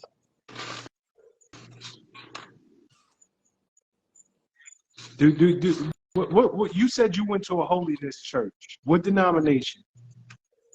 Apostolic. Okay, Pentecostal? Yeah, Pentecostal. Okay, so you was all the way in no pants. Yeah, no pants, no jury, none of that. Head covering, the whole nine. Mm-hmm. Okay, so you married outside of your religion. How you get kicked out the church for that? I'm just Well, I didn't get kicked out the church, but because stop walking if you don't mind. You driving us I crazy. am. Huh? I am. I'm about to sit down. Okay, please. So when I got pregnant with my son, it was a whole lot of stuff that my husband didn't understand. I had to go in front of the church to say, okay, yeah, I got pregnant outside of wedlock. Yep. That was a no-go for him. That was a no-go for him. So the way I grew up, my husband comes first. Yep. So a whole lot of things that I feel that the man is supposed to do or, be the head of the household. Sometimes, that don't come across the way that it should. And I'm the type where I hold on to my feelings, and I don't really like to. I don't like.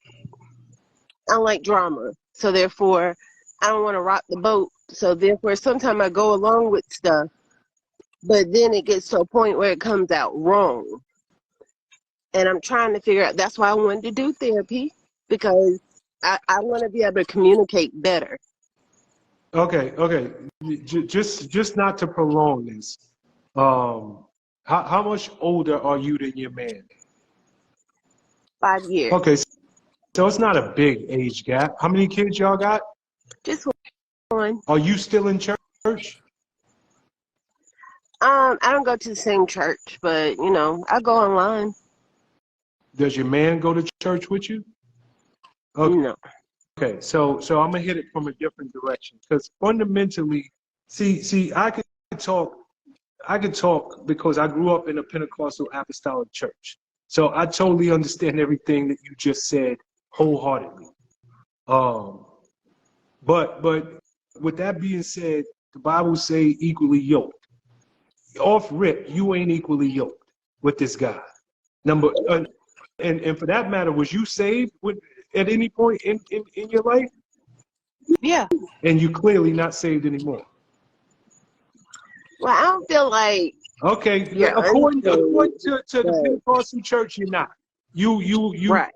Okay, so whatever Back you to believe now is not the way you were brought up to believe. Let's put it that way. Right.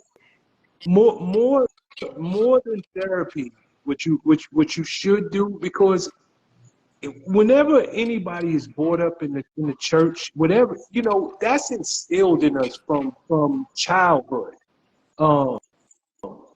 Your beliefs are what they are. Your teachings are what they are. You should really try to head back to what you believe to be right. And God willing, your man will follow you if he loves you.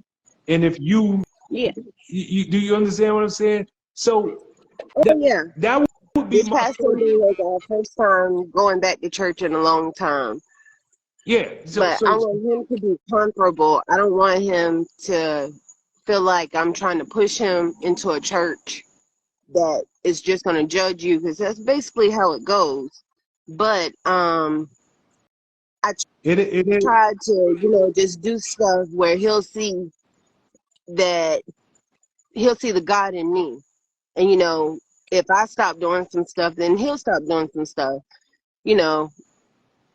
correct. Just doing it based off of, I guess, But it experience. starts with you. And Right. and he knew what he got when he got you. He knew your upbringing. He knew your beliefs. And what you don't realize is you have more. It might be God using you to bring him in to the church, and you just have to trust that if you live right, and you carry yourself the way you was raised to carry yourself, that this man is going to love you enough, and let God do the work on him. You worried about y'all getting therapy, and what you need to be worried about, number one, is your soul, and number two is understanding that God got this. Maybe he didn't meet you by accident. Maybe this was the plan all along for this man, and this was the way God was going to get him in. So I know this is not typically how I would talk, but I am very faith driven, and his ways are not always. So sometimes you got to just trust the Lord. Like look, I know what's right. I know I done stepped out.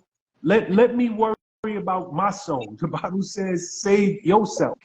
Get your soul right, and let God work on him through you. So for me, I hear you with therapy, but it ain't no greater therapist Than God. that man upstairs. So you want to trust in man, and I'm telling you to trust in the Lord. But that's Than just God. my thoughts. Rich, I guess you could take it. Uh-oh. See you next week. Thank you. All right, mama. Y'all got all theological and shit. She know what I'm saying is right.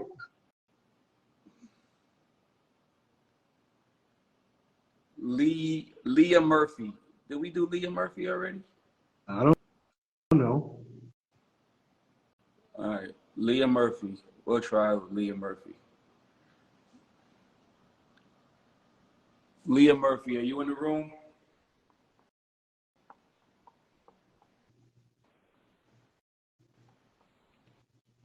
I'm guessing that's a no. Layla Alexander. Layla Alexander.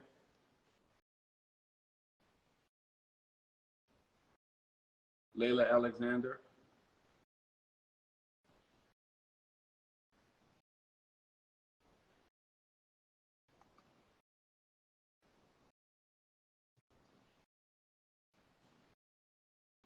First Lady Trucker. First Lady Trucker.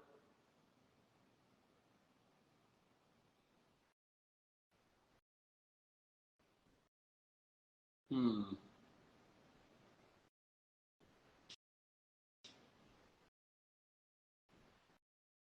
was on the road for a second. No. I'm trying to understand why nobody can come in. Lavonda Gilchrist.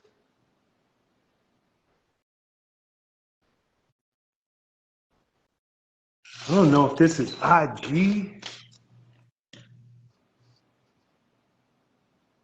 Oh, it's saying I have all the people in the room. Cancel.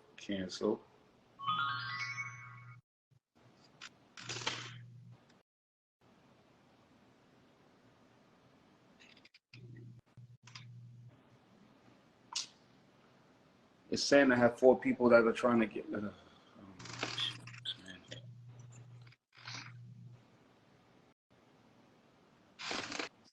really hate it here. Erica Gray.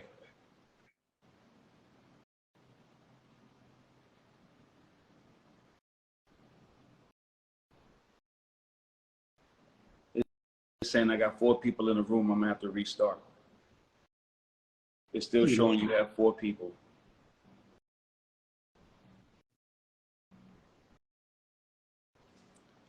Like, All right, you want to restart? like you can't hit cancel those people out. I did. I just see me and you up here.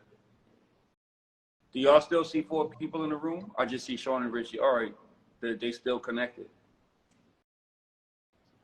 Siobhan, why was I just Rich, Sean, and 2 other people? I see 170.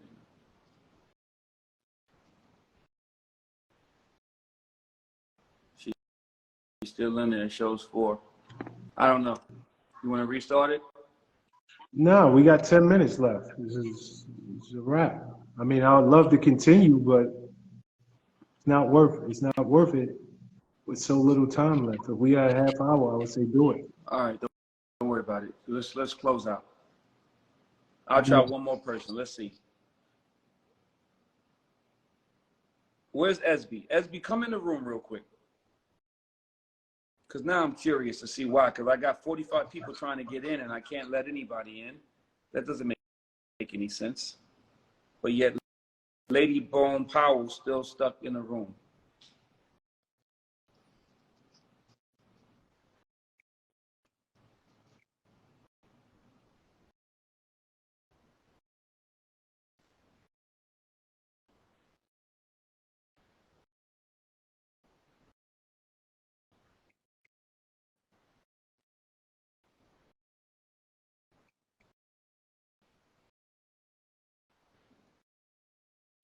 All right, Don't worry about it. So, yo, once again, this is the Boys Club. Thank you all for coming out. We do this every Wednesday night, 7:30 p.m. Eastern, Instagram willing. It's the realest relationship conversation on the internet. Prez, you got the last word. Yo, can y'all do us a favor?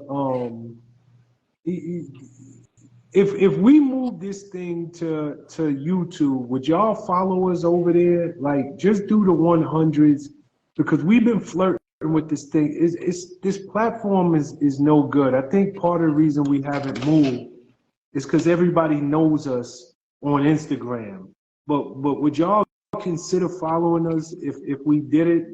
You know, I don't want to be on YouTube and it's 2 people on that live, but you know, Rich, I think we just need to give it a shot, because this is getting progressively worse every week. But yeah, this episode will be up tomorrow on all the streaming platforms, so you can catch it on iTunes, Spotify, YouTube Music, or wherever you get your podcast from. And it will also be on our YouTube channel, which is the Official Boys Club. Just type in the Official Boys Club, Rich Dollars, Sean Prez, and it'll pop right up. Please go over there and subscribe if you love this show. We got over a year's worth of content on our YouTube channel right now. So many of these shows. Please subscribe and please share it. It helps us grow our channel. Peace and love. I'll see y'all next week, 7:30 Eastern. Eastern Standard Time. All right, y'all. It's been real. We do it again next week.